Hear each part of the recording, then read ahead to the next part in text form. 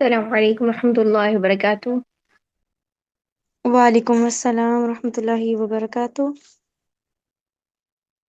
اچھا جی، ہمارا جو لیکچر رہ گیا تھا، جو ہمارا سلیبس جو کہ تیاری میں ہم کر رہے ہیں، اس کو ایک دفعہ ریویژن میں ہم کر رہے ہیں. ٹھیک ہے، سارے سلیبس کو. تو باقی کوسچن چونکہ ہمارے رہ گئے تھے، تو ابھی ہم اس کو کمپلیٹ کرتے ہیں. اللہ سبحانہ و تعالیٰ سے دعا ہے کہ ہمارے لیے بہت ساری آسانیاں کرے اور سارا سلیبس ابھی جو ہے وہ کمپلیٹ ہو جائے انشاءاللہ. رب اشرح لي صدري ويسر لي أمري واحلل عقدة من لساني يفقهوا قولي. اللهم فقهنا في الدين. رب يسر ولا تعسر وتمم بالخير وبك نستعين. اللهم إنا نسألك علما نافعا ورزقا طيبا وعملا متقبلا آمين آمين. چلیے جی، کوشچن نمبر 6 ہے ہمارے پاس تخلیص الحروف کا. تخلیص الحروف کیا ہے؟ قاعدہ تحریر کریں اور دلیل بھی دیں. ٹھیک ہے، تخلیص کہتے ہیں خالص ہونے کو. جیسے تخلیص کا جو ورڈ ہے نا، وہ خالص ہونے سے ہے. تو تخلیص الحروف من حروف کا خالص ہونا. ٹھیک ہے، یعنی ہر حرف کو خالص کر کے پڑھنا. خالص کر کے پڑھنے کا مطلب یہ کہ اگر موٹے اور باریک حروف اکٹھے اکٹھے آ رہے ہیں، موٹے کو موٹا پڑھا جائے، باریک کو باریک پڑھا جائے. یا پھر اگر رخوت والے یا شدت والے حروف اکٹھے اکٹھے آ رہے ہیں، تو رخوت والے حروف ہیں ان کی رخوت یعنی نرمی. رخوت کے معنی ہوتے ہیں نرمی سے آواز جاری ہونا. ان کی نرمی سے آواز جاری کریں، اس کو خالص کریں اس حرف کو. اور جو شدت والا حرف ہے اس کی سختی سے آواز بند کریں، اس حرف کو بھی خالص کریں. تو جب ایسے اپوزٹ، ایک دوسرے کے اپوزٹ چیزیں آ جائیں، تو اس کا مطلب ہے کہ وہاں پر تخلیص الحروف کا قاعدہ ہوگا. وہاں پر ہر حرف کو اس کی خالص جو حالت ہے اس میں ہمیں ادا کرنا ہوگا. ان شارٹ یہ کہ ہر حرف کا الگ حق ادا کرنا ہوگا. جو اس میں کوالٹیز ہیں، جو اس کا مخرج ہے، اس طریقے سے اس کو ادا کیا جائے. یہ ہوتا ہے ہر حرف کو خالص کرنا، تخلیص الحروف. تو یہاں پر دو پوائنٹس ہمارے پاس مین جو سامنے آتے ہیں کہ کب کب تخلیص الحروف خاص طور پر اہتمام کرنا چاہیے. ویسے تو تخلیص الحروف پراپر سارا ہی ہے کہ ہر حرف کو خالص پڑھیں، یعنی ہر حرف کا مخرج جو ہے وہ اس کے پن پوائنٹ سے ہی نکالیں، اور ہر حرف کی جو صفات ہیں اس کو اہتمام کے ساتھ ادا کریں. لیکن اکثر اوقات جب یہ چیزیں آ جاتی ہیں جو کہ ابھی ہم ڈیفائن کرنے والے ہیں، ٹھیک ہے، دو پوائنٹس ہم نے مین نکالے ہیں کہ جب یہ اکٹھی آ جاتے ہیں تو بہت ساری غلطیاں ہو جاتی ہیں. یعنی جب مستعلیہ اور مستفیلہ حروف اکٹھے آ جائیں تو ہماری غلطی کیا ہوتی ہے کہ یا تو ہم حرف کو، اگلا حرف موٹا ہے اور پچھلا جو ہے باریک ہے، ہم کیا کرتے ہیں پیچھے سے ہی حرف کو موٹا کر دیتے ہیں. تو جب مستعلیہ اور مستفیلہ حروف اکٹھے آ جائیں تو مستفیلہ کو مزید اہتمام کے ساتھ باریک کریں، کیونکہ موٹے حروف تو ہم موٹے کرتے ہی ہیں. ہم سب موٹے حروف کے اوپر فوکس کرتے ہیں کہ جی یہ موٹا حرف آ گیا ہے تو اس کو موٹا کریں. لیکن موٹے کے چکر میں ہم باریک کو بھی موٹا کر دیتے ہیں. تو اس لیے مستفیلہ حروف کو، جن میں استفال کی کوالٹی ہے، باریک حروف کی کوالٹی ہے، تو اس کو مزید اہتمام کرنا پڑتا ہے، ہمیں اس کو مزید باریک کرنا پڑتا ہے. ٹھیک ہے، جیسے کہ تستطيع، تا باریک، تو موٹا. ٹھیک ہے، یہ بھی ہو سکتی ہے. ٹھیک ہے، اور بھی بہت ساری مثالیں جب ہم قرآن پڑھتے ہیں تو بہت سی مثالیں ہمارے سامنے آتی ہیں کہ ہم باریک حروف کو بھی موٹا کر جاتے ہیں. ٹھیک ہے، تو اس میں کیا کرنا ہے، باریک حروف کا اہتمام کرنا ہے، مستفیلہ حروف کو مزید اہتمام کے ساتھ ہمیں باریک کرنا ہے. ٹھیک ہے، اور اب یہاں پر دیکھتے ہیں کہ یہاں پر کیا لکھا ہوا ہے. مستعلیہ اور مستفیلہ حروف اکٹھے آ جائیں تو مستفیلہ کو مزید اہتمام کے ساتھ باریک کریں، یعنی موٹے باریک حروف اکٹھے آئے ہیں تو موٹے حروف کو موٹا اور باریک کو اہتمام سے باریک، جو میں نے آپ کو کر دیا.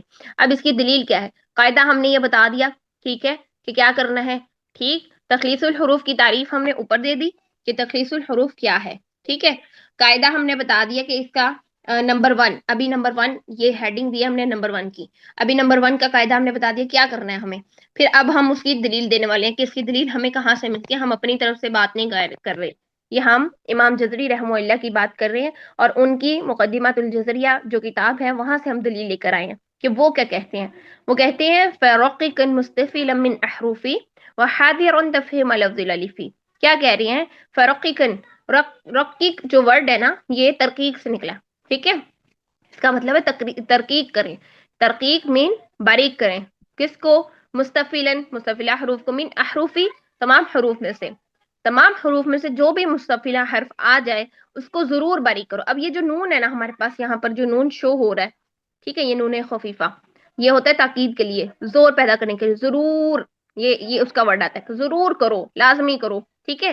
تو باریک حروف میں سے باریک حروف کو ضرور باریک کرو، یعنی مستفیلہ حروف کو ضرور باریک کرو. آگے دیکھیے وحاذرن، اور ضرور بچو. یہ پھر سے نون وہی ہے، نون خفیفہ وہی نون ہے جو کہ تاکید کے لیے ضرور ضرور جس کے معنی ہوتے ہیں کہ لازمی طور پر یہ کام کرو. حاضرن، اور ضرور بچو. کہاں؟ کس سے؟ تفخیم لفظ الالفی، تفخیم کرنے سے. کس کی؟ لفظ الالفی. اب یہ کیا بات کی انہوں نے لفظ الالفی، الف کی تفخیم کرنے سے کیوں بچیں؟ کیونکہ جب الف جو ہوتا ہے، الف اپنے ما قبل کے تابع ہوتا ہے. اگر الف سے پہلے موٹا حرف آ جائے الف موٹا ہو جائے گا، الف سے پہلے باریک حرف آ جائے تو الف باریک ہوگا. ٹھیک ہے. تو لیکن یہاں پر کس الف کے باریک کی کہہ رہے ہیں کہ کس الف کا موٹا ہونے سے بچنے کی بات کر رہے ہیں؟ جو باریک حروف کا الف ہے، باریک حروف کی جو الف مدہ ہے اس کو ہم نے موٹا نہیں کرنا. کیسے؟ ہم کیسے کر دیتے ہیں؟ مالکی. ٹھیک ہے، مالکی. ایک تو یہ کہ ہم بڑا بڑا منہ جب کھولیں گے نا تب بھی الف موٹا ہو جائے گا. السما، یہ ما، یہ دیکھیں موٹا سا الف ادا ہو رہا ہے، جبکہ السماء یہ ہے باریک. ٹھیک ہے. ما ان یہ ہے موٹا، ما ان یہ ہے باریک. ٹھیک ہے. تو الف کی تفخیم کرنے سے بھی بچیں. کب؟ جب وہ مستفیلہ حروف کے بعد آئے. ٹھیک ہے. تو یہاں پہ بات کس کی ہو رہی ہے؟ مستفیلہ کو انہوں نے زور دیا کہ مستفیلہ حروف جو ہیں ان کو ضرور باریک کرو تمام حروف میں سے، اور ضرور بچو کس سے؟ الف کی تفخیم کرنے سے، یعنی الف مدہ کی تفخیم کرنے سے. کون سے الف مدہ کی؟ باریک حروف کے الف مدہ کی. یعنی اگر الف سے پہلے باریک حروف آ جائیں تو اس کی جو الف ہے اس کو بھی باریک ہی رکھیں، اس کو بڑا منہ کھول کے موٹا مت کریں. ٹھیک ہے. تو یہ بات اس کے بارے میں کی گئی ہے، یہ امام جزری رحمہ اللہ کی دلیل ہم لے آئے ہیں. ٹھیک. آگے دیکھیے نمبر 2 پوائنٹ، رخوہ اور شدیدہ حروف اکٹھے آ جائیں تو کیا کرنا چاہیے؟ رخوہ حروف میں رخوت کو خوب واضح کرنا ہے ہمیں. ٹھیک ہے. یعنی رخوت کیا ہوتا ہے؟ رخوت کے 2 پوائنٹس ہوتے ہیں، ایک نرمی اور ایک آواز کا جاری ہونا. ٹھیک ہے. مخرج میں نرمی بھی ہوتی ہے، آواز بھی جاری ہوتی ہے. تو رخوہ حروف میں رخوت کو خوب واضح کریں، نرمی لائیں اس کے مخرج میں اور آواز کو جاری کریں. اور شدیدہ حروف کی شدت کو خوب واضح کریں. یعنی شدت کیا ہوتی ہے؟ سختی ہوتی ہے حرف میں. ٹھیک ہے. اب دیکھیں مثال دیکھیں. ذال میں کیا ہے؟ رخوت ہے، اور کاف میں کیا ہے؟ شدت ہے. تو ذال کو مزید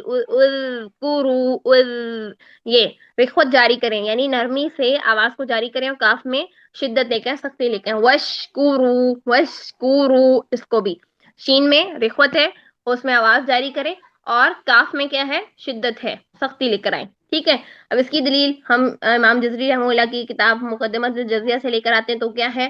وہ کہہ رہے ہیں ورائی شدتم بکافی وابتا، اور رعایت کریں یعنی ضرور خاص کر اہتمام کریں شدت کا، شدت کا، بکافن وابتا کاف کی اور تا کی شدت کا خاص کر کے اہتمام کریں. کشرککم وتتوفى فتنتا، کشرککم میں کاف کی ساری وہ مثال دے رہے ہیں کہ چاہے کاف جیسا بھی آئے متحرک ہے تب بھی اس کی شدت کا خیال رکھیں. تتوفى فتنتا، یہاں پہ تا جو ہے متحرک بھی لکھ کر ہے ساکن بھی لکھ ہے کہ ان کی شدت ہر حال میں واضح کریں. بعض سم ٹائم کیا ہوتا ہے کہ ہم لوگ ہم پہ زور دے رہے ہوتے ہیں تو ہم شدت کو جو ہے نا وہ ختم کر دیتے ہیں، یہ کر دیتے ہیں. جبکہ شدت کیا ہوتا ہے؟ سختی سے آواز پہلے بند ہوتی ہے اور شدت ہمیشہ غالب ہوتی ہے. جب بھی ہم نے ہمس کو ادا کرنا ہوتا ہے تو شدت ہمیشہ غالب ہوتی ہے. فت یہ ہوتی ہے. فت یہ جو ہوتی ہے نا یہ رخوت والی آواز ہے جو کہ غلط ہے. ٹھیک ہے. تو شدت لائیں گے، پہلے آواز کو سختی سے بند کریں گے، بعد میں ہمس چھوڑیں گے تو وہ ایکوریٹ آپ کی ہمس ہوگی. کاف اور تام نے تھا اور کھا کی آواز لانا یہ ویسے ہی غلط ہے. بہرحال یہ ہمارا اس بارے میں ٹاپک نہیں تھا، بات ادھر کو چل گئی ہمس کی طرف.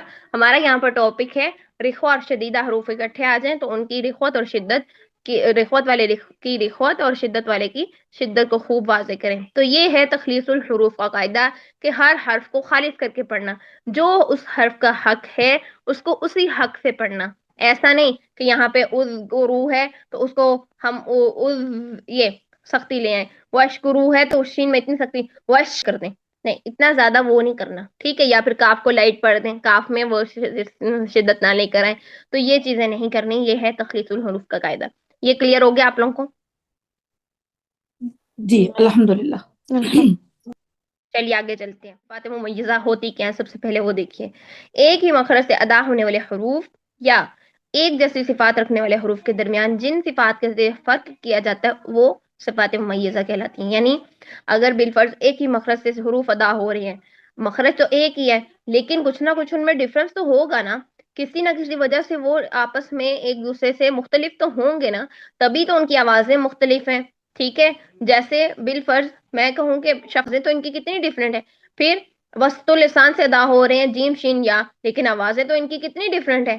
ٹھیک ہے، تو یہ جو حروف ہیں ایک مخرج سے ادا ہو بھی جائیں تو یہاں پر ممیز صفات کی بات کی جا رہی ہے جو ایک جیسے، بالکل ایک جیسے ریزمبلنس رکھ رہے ہوں، تا اور تو.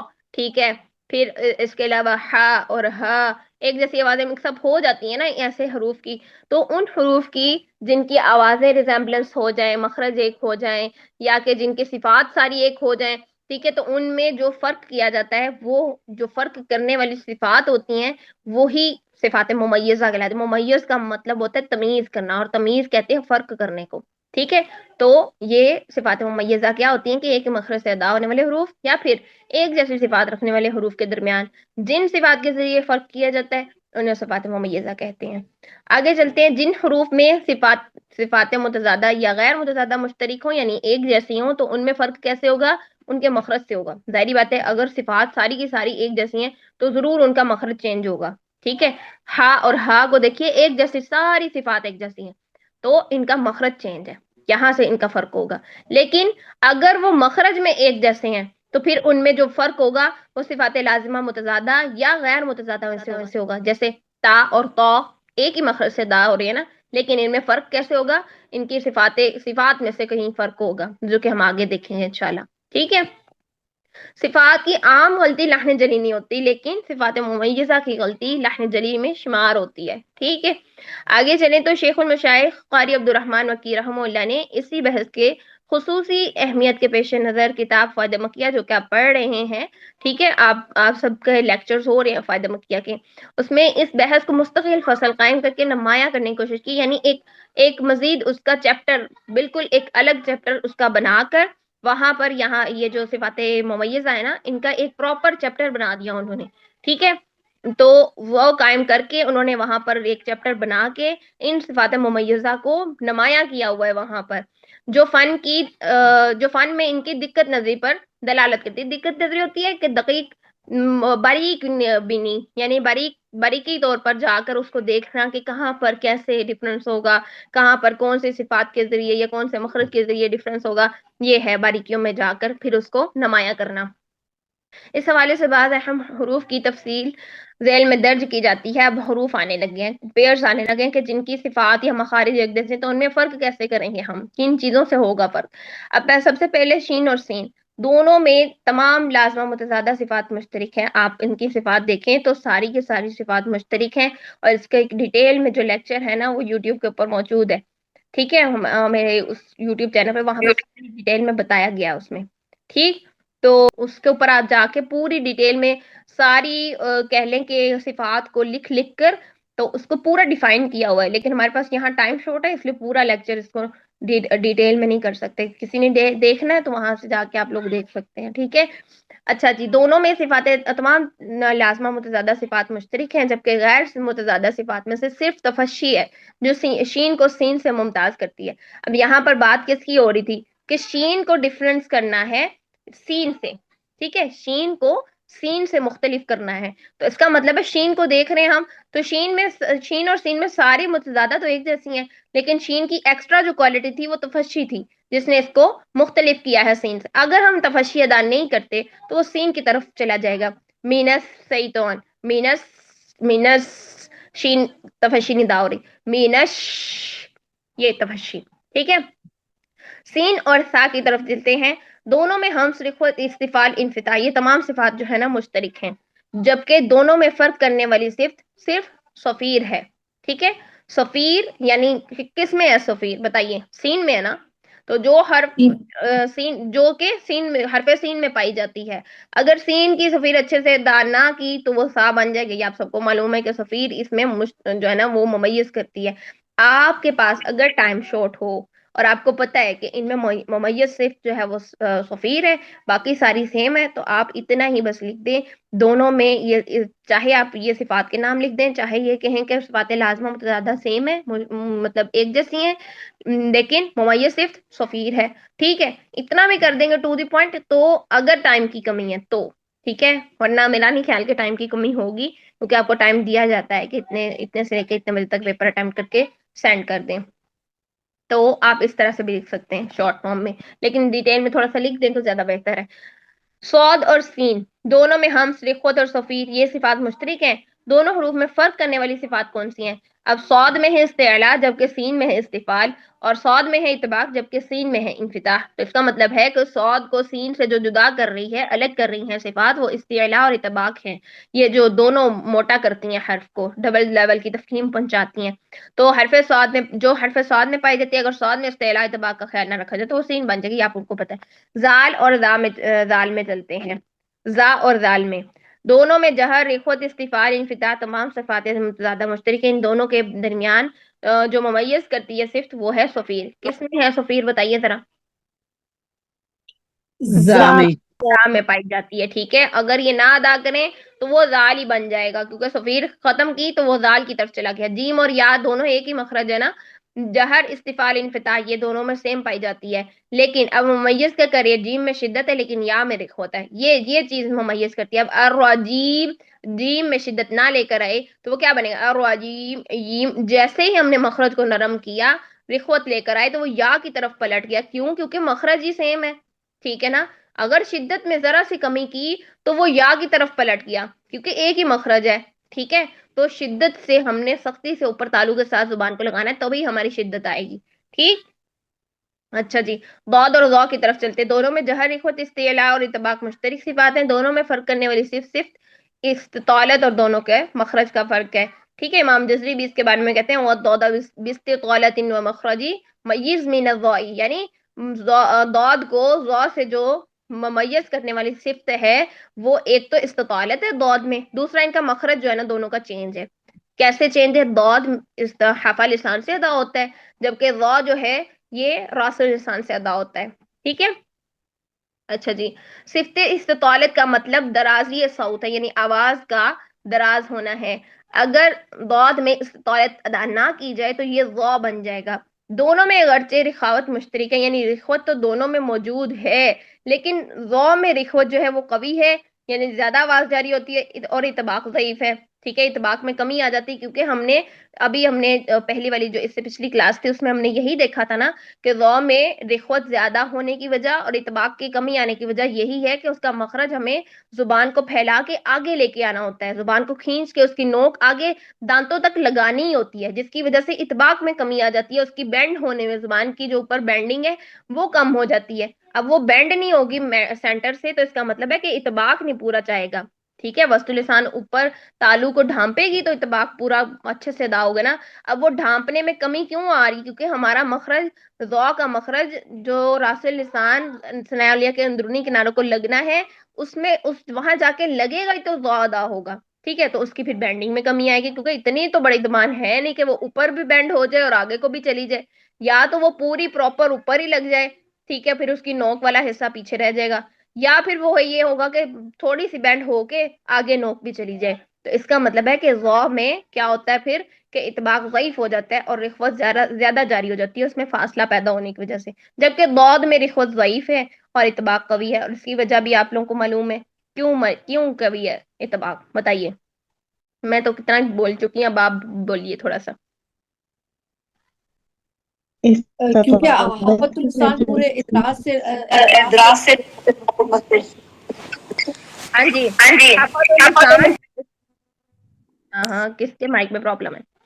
حافظ اللسان پوری جا کے اوپر جو ہے وہ چپک رہی ہے داڑوں کو. ٹھیک ہے، جی اور پھر جو ہمارا مخرج ہے، زبان کی نوک یوز نہیں ہو رہی، زبان کی نوک بالکل یوز نہیں ہو رہی. تو پھر کیا ہوا کہ زبان کی نوک یوز نہ کرنے کی وجہ سے زبان کی نوک پیچھے ہی رہ رہی ہے، ہول کی سی ایک شکل بن گئی، ایک کپ کی شکل بن گئی، جس کی وجہ سے اطباق قوی ہو گیا. ہمیں زبان لے کر کھینچ کے آگے نہیں لے کے جانی پڑ رہی کہ جی جس سے زبان کی بینڈنگ میں کمی آ جائے، تو زبان بینڈ ہو کے اوپر کو جا رہی ہے، اوپر لگ رہی ہے. ٹھیک ہے، وسط لسان اوپر جا کے چپک رہی ہے، جس کی وجہ سے اطباق قوی ہو رہا ہے. وسط لسان اوپر جاتی ہے تبھی اطباق قوی ہوتا ہے نا، تو وہ اوپر جا کے لگ رہی ہے تبھی اطباق قوی ہو رہا ہے. جو اطباق قوی ہو گیا تو اس کا مطلب ہے کہ فاصلہ کم ہو گیا، اور جو رخوت ہے وہ پھر سوری اطباق قوی ہو گیا، فاصلہ جو ہے وہ کم ہو گیا. ہاں جی، تو رخوت جو ہے وہ کم جاری ہوگی. پھر رخوت کو یعنی آواز کے جاری ہونے کو بہت زیادہ اسپیس نہیں ملے گی، کم اسپیس ملے گی، جس سے رخوت ضعیف ہو جائے گی. اس بات کی سمجھ آ گئی دود اور دو میں کیا ہے؟ میرے ذہن میں یہ جو میں اپنا مائنڈ بتا دیتی ہوں، میرے ذہن میں یہ استطالت کی زبان آگے کی طرف چل کے آگے مطلب آگے کی طرف ہوگی، کھسکے گی آگے کی طرف. میں تو اس کو استطالت سمجھ رہی تھی. استطالت آپ مجھے ذرا بیسیکلی ساکن میں حالت میں ادا ہوتی ہے. ساکن حالت میں استطالت ادا ہوتی ہے. اس کے استطالت ماضی ہی ساکن حالت میں جی بالکل. یہ دیکھیں، تو زبان کو اگر ہم کھسکا کے آگے کی طرف لے جائیں گے تو آواز ٹھہرے گی کیسے؟ یہ تو درازی صوت کا نام ہے نا. آواز کے جاری، آواز کا لمبا عرصے کے لیے دراز ہونے کا نام. دراز کیا ہوتا ہے؟ لمبے عرصے کے لیے اس نے وہیں پہ ٹھہرے رہنا ہے. ٹھیک ہے، لمبے مطلب عرصے کے اچھا لیے وہیں پہ ٹھہرے رہنا، وہیں پہ ٹھہرے رہنا. وہیں پہ ٹھہرے رہنا ہے. اگر تو ہاں ہم جی میں آگے کو آواز نکال دیں گے وہ تو رخوت بن جائے گی، وہ تو رخوت کی طرح جاری ہو جائے گی. ہم نے ہاں جی ٹھہرنا ہے. بس مجھے اب آپ کی بات وہ سمجھ آئی تھی، تو اس لیے میں نے کہا میں آپ سے پوچھوں گی. مطلب زبان کو ہم نے ہاپا کو داڑوں کے ساتھ لگا کے رکھنا ہے، وہیں پر ہم نے اس کو آواز کو جاری رکھنا ہے، وہیں پر. بالکل وہیں پہ بہت داڑوں کے شکریہ. ساتھ لگا کے رکھیں رحافہ کو، اپنی اقصی لسان اٹھا کے رکھیں اوپر تالو کی طرف. ٹھیک ہے، اور وسط لسان جو ہے اس کو اوپر جو وسط تالو ہے آپ کا اس سے تھوڑا سا آگے آ جائے گا. وسط لسان جو ہے وہ تھوڑی سی آگے تالو کی طرف. ٹھیک ہے، پورے آگے نہیں، بس تھوڑا سا. پھر کیا ہوگا؟ ہماری نوک بچے گی نہیں آگے آنے کے لیے. اگر آپ کی نوک پھر بھی آگے آ کے دال یا ضو کے مخرج میں لگ رہی ہے نا، اس کا مطلب ہے آپ کا ضاد کا مخرج ہی ٹھیک نہیں، کیونکہ ساری جی زبان بالکل صحیح فولڈ سی ہو ہاں. کے وہ پیچھے ہی رہ جاتی ہے. اور اتنی لمبی تو زبان ہے نہیں کہ وہ فولڈ بھی ہو کے پیچھے بھی لگ جائے اور زبان کی نوک آگے بھی چلے جائے. ایسے تو ہو نہیں سکتا. چلیے ہاں اور ہاں کی طرف چلتے ہیں. ٹائم ہمارے پاس کم ہے کیونکہ رات کا ٹائم ہے، تو پھر سب لوگوں نے فارغ بھی ہونا ہے. ہاں اور ہاں کی طرف چلتے ہیں. ہاں اور ہاں کی تمام صفات مشترک ہیں ساری.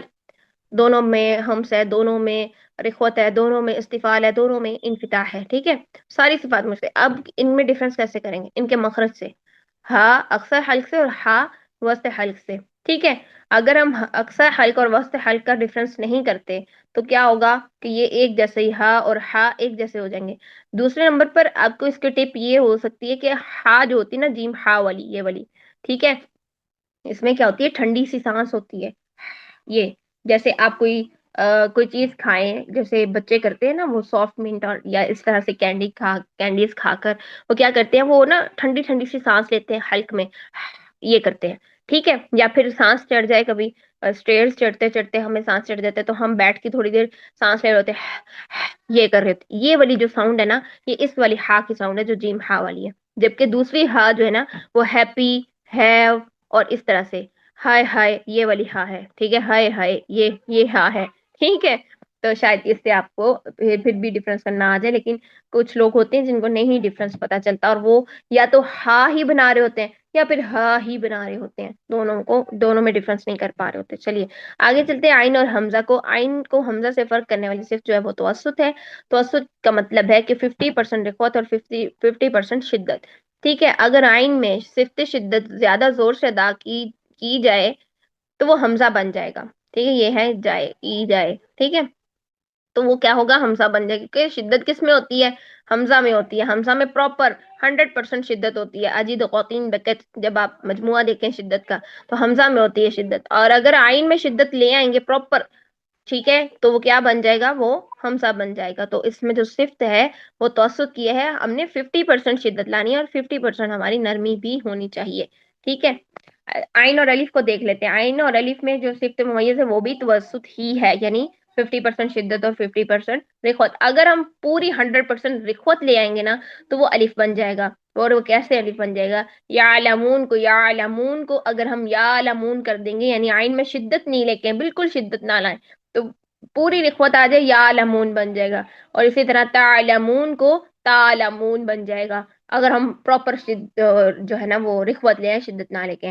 پیچھے والی جو مثال ہے اس میں آپ یہ کہہ سکتے ہیں کہ جیسے اسی یعلمون کو لے لیجئے، اگر ہم اس میں پوری ہی شدت لے آئیں تو کیا بن جائے گا؟ یا نامون یا لمون، یہ بن جائے گا، پورا جھٹکا سب یہ آ جائے گا، ٹھیک ہے، کیونکہ وہ اس میں شدت آ رہی ہے، شدت سے آواز بند ہو جاتی ہے نا، تو وہ پوری اگر شدت لے لیں گے تو وہ حمزہ کی آواز چلی جائے گی، یا لمون اور تعلمون یہ بن جائے گا، ٹھیک۔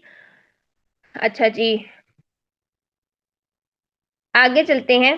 اچھا یہاں پر جو ہے نا ایک شعر امام سیبویہ رحمہ اللہ کا ایک شعر یہاں پر بیان کیا گیا ہے، حرف شدید یجری فیہ الصوت، یہ آگے صفات میں بھی آپ کو ایڈ کیا گیا ہے، یہ والا شعر آپ نے اس کو یاد کر لینا اچھے سے، ٹھیک ہے۔ حرف شدید یعنی حرف تو شدیدہ ہے، یہ والے یہ جو متوسطہ حروف ہے نا ان کے بارے میں امام سیبویہ رحمہ اللہ کہتے ہیں کہ یہ حروف شدیدہ ہی ہیں، اصل میں یہ حروف شدیدہ ہی ہیں، لیکن ان میں آواز جاری رہے گی، حالانکہ جو شدت والے حروف ہوتے ہیں ان میں اب کیا ہوتا ہے، آواز بند ہو جاتی ہے، لیکن انہوں نے اس کو درمیانی سی کیفیت بنانے کے لیے کیا کیا کہ شدت تو لائیں ان حروف میں، لیکن آواز بند نہیں کرنی، پھر آواز جاری کرتے ہوئے شدت لے کے۔ اب یہ کون سی شدت ہے؟ شدت کے دو معنی ہیں، ایک سختی اور ایک قوت، یہ قوت کی بات کر رہے ہیں یہاں پر، یعنی قوت سے، جماؤں سے جم کے وہاں پر مخرج ادا کریں، جیسے یعلمون، یا جم کے، یہ والی شدت مراد ہے، آواز بند کرنے والی شدت مراد نہیں ہے۔ 50% شدت ایسے ہی آئے گی اگر آپ اس کو پراپر مخرج میں اس کو جماؤ لے کے آئے، ٹکاؤ لے کے آئیں گے، ٹکاؤ نہیں ہوگا نا، یا لامون یا ہو جائے گا، یا لامون یا پھر ہو جائے گا، تو جماؤ لے کر آئیں تو اس کے بعد ساتھ ساتھ آواز بھی جاری کریں، ٹھیک ہے، تو پھر ہی آپ کا یہ مخرج جو ہے نا، چاہے متوسطہ حروف ساروں کی یہی بات ہے، حرف شدید یجری فیہ الصوت، ٹھیک ہے، لام ہو، نون ہو، عین ہو، میم ہو، را ہو، کچھ بھی ہو، ٹھیک ہے، یہ ساروں کے لیے یہی بات ہے۔ اچھا آگے چلتے ہیں تا اور تا کی طرف، دونوں میں ہم سے استفال اور انفتاح کی صفات مشترک ہیں، تا کو تا سے ممتاز کرنے والی صفت کیا ہے؟ شدت، ٹھیک ہے، تا میں شدت ہے، سا میں رخوت ہے، اگر تا میں شدت ادا نہ کی جائے تو وہ سا کی طرف چلا جائے گا، فَأَنبَتْنَا کو فَأَنبَتْنَا اس طرح سے ہو جائے گا، تا کی شدت نہ ادا کی جائے۔ تا اور تا میں فرق دیکھ لیتے ہیں، دونوں میں صفات، تمام صفات مشترک ہیں، تا کی بھی اور تا کی بھی، تمام صفات مشترک نہیں ہے، مخرج ان کا سیم ہے، تو ان میں باقی تمام، یہ کہہ سکتے ہیں کہ باقی تمام صفات مشترک ہیں سوائے استعلاء اور اطباق کے، ہاں یہی لکھا ہوا ہے۔ اچھا سوائے استعلاء اور اطباق کے، یعنی تو میں استعلاء ہے جبکہ تا میں استفال ہے، تو میں اطباق ہے جبکہ تا میں انفتاح ہے، تو یہاں سے ڈفرنس ہو رہا ہے دونوں کا، اگر تو میں استعلاء اور اطباق کو نہ ادا کیا جائے تو وہ تا بن جائے گا، یہ آپ سب کو معلوم ہے، باجی وہ تو میں تھا جہر بھی تو ہے نا؟ لیکن جو ممیز کر رہی ہے نا اس کو صرف وہ یہیں پہ استعلاء اور اطباق کر رہی ہیں، آپ تا متحرک میں جب جاتے ہیں تو تا متحرک میں ہمس نہیں ہوتی، وہ جہر ہی ادا ہو رہی ہوتی ہے، تا تا جہر ادا ہو رہی ہے، ساؤنڈ بیس بن رہی ہے، بریتھ بیس نہیں بن رہی، اس کی ایک لمبی چوڑی بحث ہے جو کہ آپ نے فائدہ مکیہ میں استاد محترم کے ساتھ پڑھی بھی ہے، سنی بھی ہوگی، ٹھیک ہے، متحرک جو تا ہوتا ہے نا، تا اس میں یہ جہر ہی ہوتی ہے، وہ ہمس نہیں ہوتی۔ اچھا جی، اس وجہ سے جہر کو پرومیننٹ بھی نہیں کیا گیا۔ اچھا متحرک قاف اور کاف دونوں میں تمام صفات یکساں ہیں سوائے استعلاء اور قلقلہ کے، استعلاء اور قلقلہ کس میں ہے؟ قاف میں، ٹھیک ہے، اگر استعلاء اور قلقلہ کا لحاظ نہ رکھا جائے تو وہ کاف بن جائے گا، بالخصوص قاف مکسورہ کی ادا کا معاملہ بہت اہتمام سے کرنا چاہیے، جیسے المستقیم، للمتقین، اب قاف مکسورہ کی بات انہوں نے کیوں کی؟ کیونکہ قاف جب مکسور حالت میں ہوتا ہے تو وہ باریک ہو جاتا ہے نا، ہم کہتے ہیں کہ جب حروف مستعلیہ کسرہ کی حالت میں ہوتے ہیں تو وہ ان کا لیول جو ہے وہ 5ویں درجے کا ہوتا ہے، اور قاف غین اور خا ہم کہتے ہیں بالکل باریک ہو جاتے ہیں، لیکن باریک ہونے کا مطلب یہ نہیں ہے کہ وہ کاف بن جائے گا، بالکل ہی مخرج اس کا چینج ہو جائے گا، وہ بالکل کاف کی طرف چلے جائے گا، نہیں یہ مطلب نہیں ہے، اس میں قلقلہ باقی رکھیں گے، اس کا مخرج اپنے پراپر مخرج سے ہی نکلے گا، المستقیم للمتقین، ٹھیک ہے، یہ رہے گا، اگر ہم کریں المستقیم کیم کریں گے تو وہ کاف بن جائے گا، اس لیے قلقلہ کی کوالٹی کو باقی رکھیں، ٹھیک ہے۔ تو یہاں پر چونکہ قاف متحرک کی بات کی جا رہی ہے تو المستقیم اور للمتقین کی مثالیں تو انہوں نے کسرہ کی دے دی کہ اس میں تو خاص طور پہ اہتمام رکھیں، لیکن جو متحرک ویسے قاف اور کاف ہیں ان میں تو خود بخود جیسے فرق آ جاتا ہے، جیسے کہہ لیں کہ قبل ہے، قبل ہے، ٹھیک ہے، اور اسی طرح کشر کی کم، ٹھیک ہے، کا اور قا دونوں میں فرق. اچھا جی آگے. آواز کٹ رہی ہے, جو بھی کوشچن کر رہے ہیں آپ لکھ کے بتا دیں, آواز کٹ رہی ہے. زا اور سین کی طرف چلتے ہیں. دونوں میں تمام صفات یکساں ہیں سوائے ہمس اور جہر کے. کس میں ہمس اور کس میں جہر ہے, آپ لوگ بتائیے. جہر ہے اور سین میں ہمس. ہم جی زا میں جہر ہے اور سین میں ہمس ہے. شاباش. ٹھیک ہے. اب کیا ہے کہ اگر زا میں جہر کا لحاظ نہ رکھا جائے تو وہ سین بن جائے گا. اس طرح اگر سین میں ہمس کا خیال نہ کیا جائے تو وہ زا بن جائے گا. جیسے از کا کو ہم کیا کریں, از کا. ٹھیک ہے. از با جا کو کیا کریں, از. اس کو سوری غلطی کیسے ہوگی, از با جا, پتہ نہیں اب غلطی ہو رہی ہے کہ نہیں ہو رہی. بہرحال مجھے پرومنٹ, بہرحال یہ سین کی طرف چلے جائے گا اگر ہم اس میں جہر نہیں لے کر آئیں گے. رزقا, تو اس کو اگر ہم وہ نہیں کرتے, جہر نہیں کرتے, بریتھ بیس بناتے ہیں, رزقا یہ بن جائے گا. اور وسجد میں اگر ہم ہمس کا خیال نہیں رکھیں گے تو وہ کیا ہو جائے گی, جہر ہو جائے گا, وسجد یہ بن جائے گا. ٹھیک ہے. بہرحال سین تو نہیں بنتا زا, لیکن زا اکثر سین بن جاتا ہے.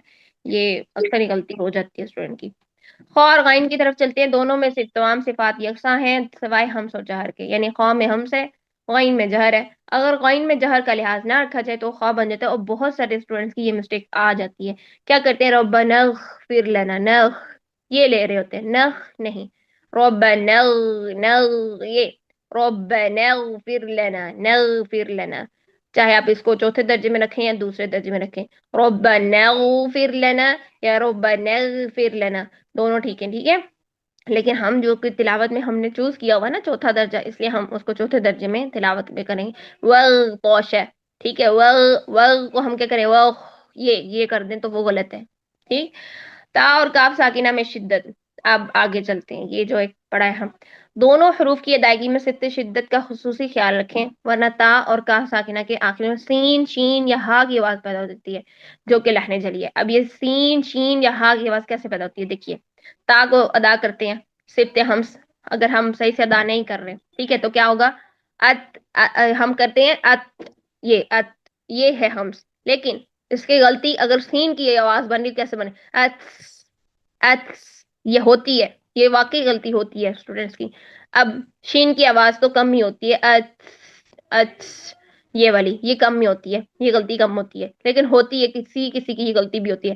اچھا, اس کے بعد یہ جو ہا کی آواز ہے یہ کیا ہے, ات, یہ ہے, یہ ہا, یہ گول ہا بن جاتی ہے, اینڈ میں تھا بن جاتی ہے, ات, یہ غلط ہے.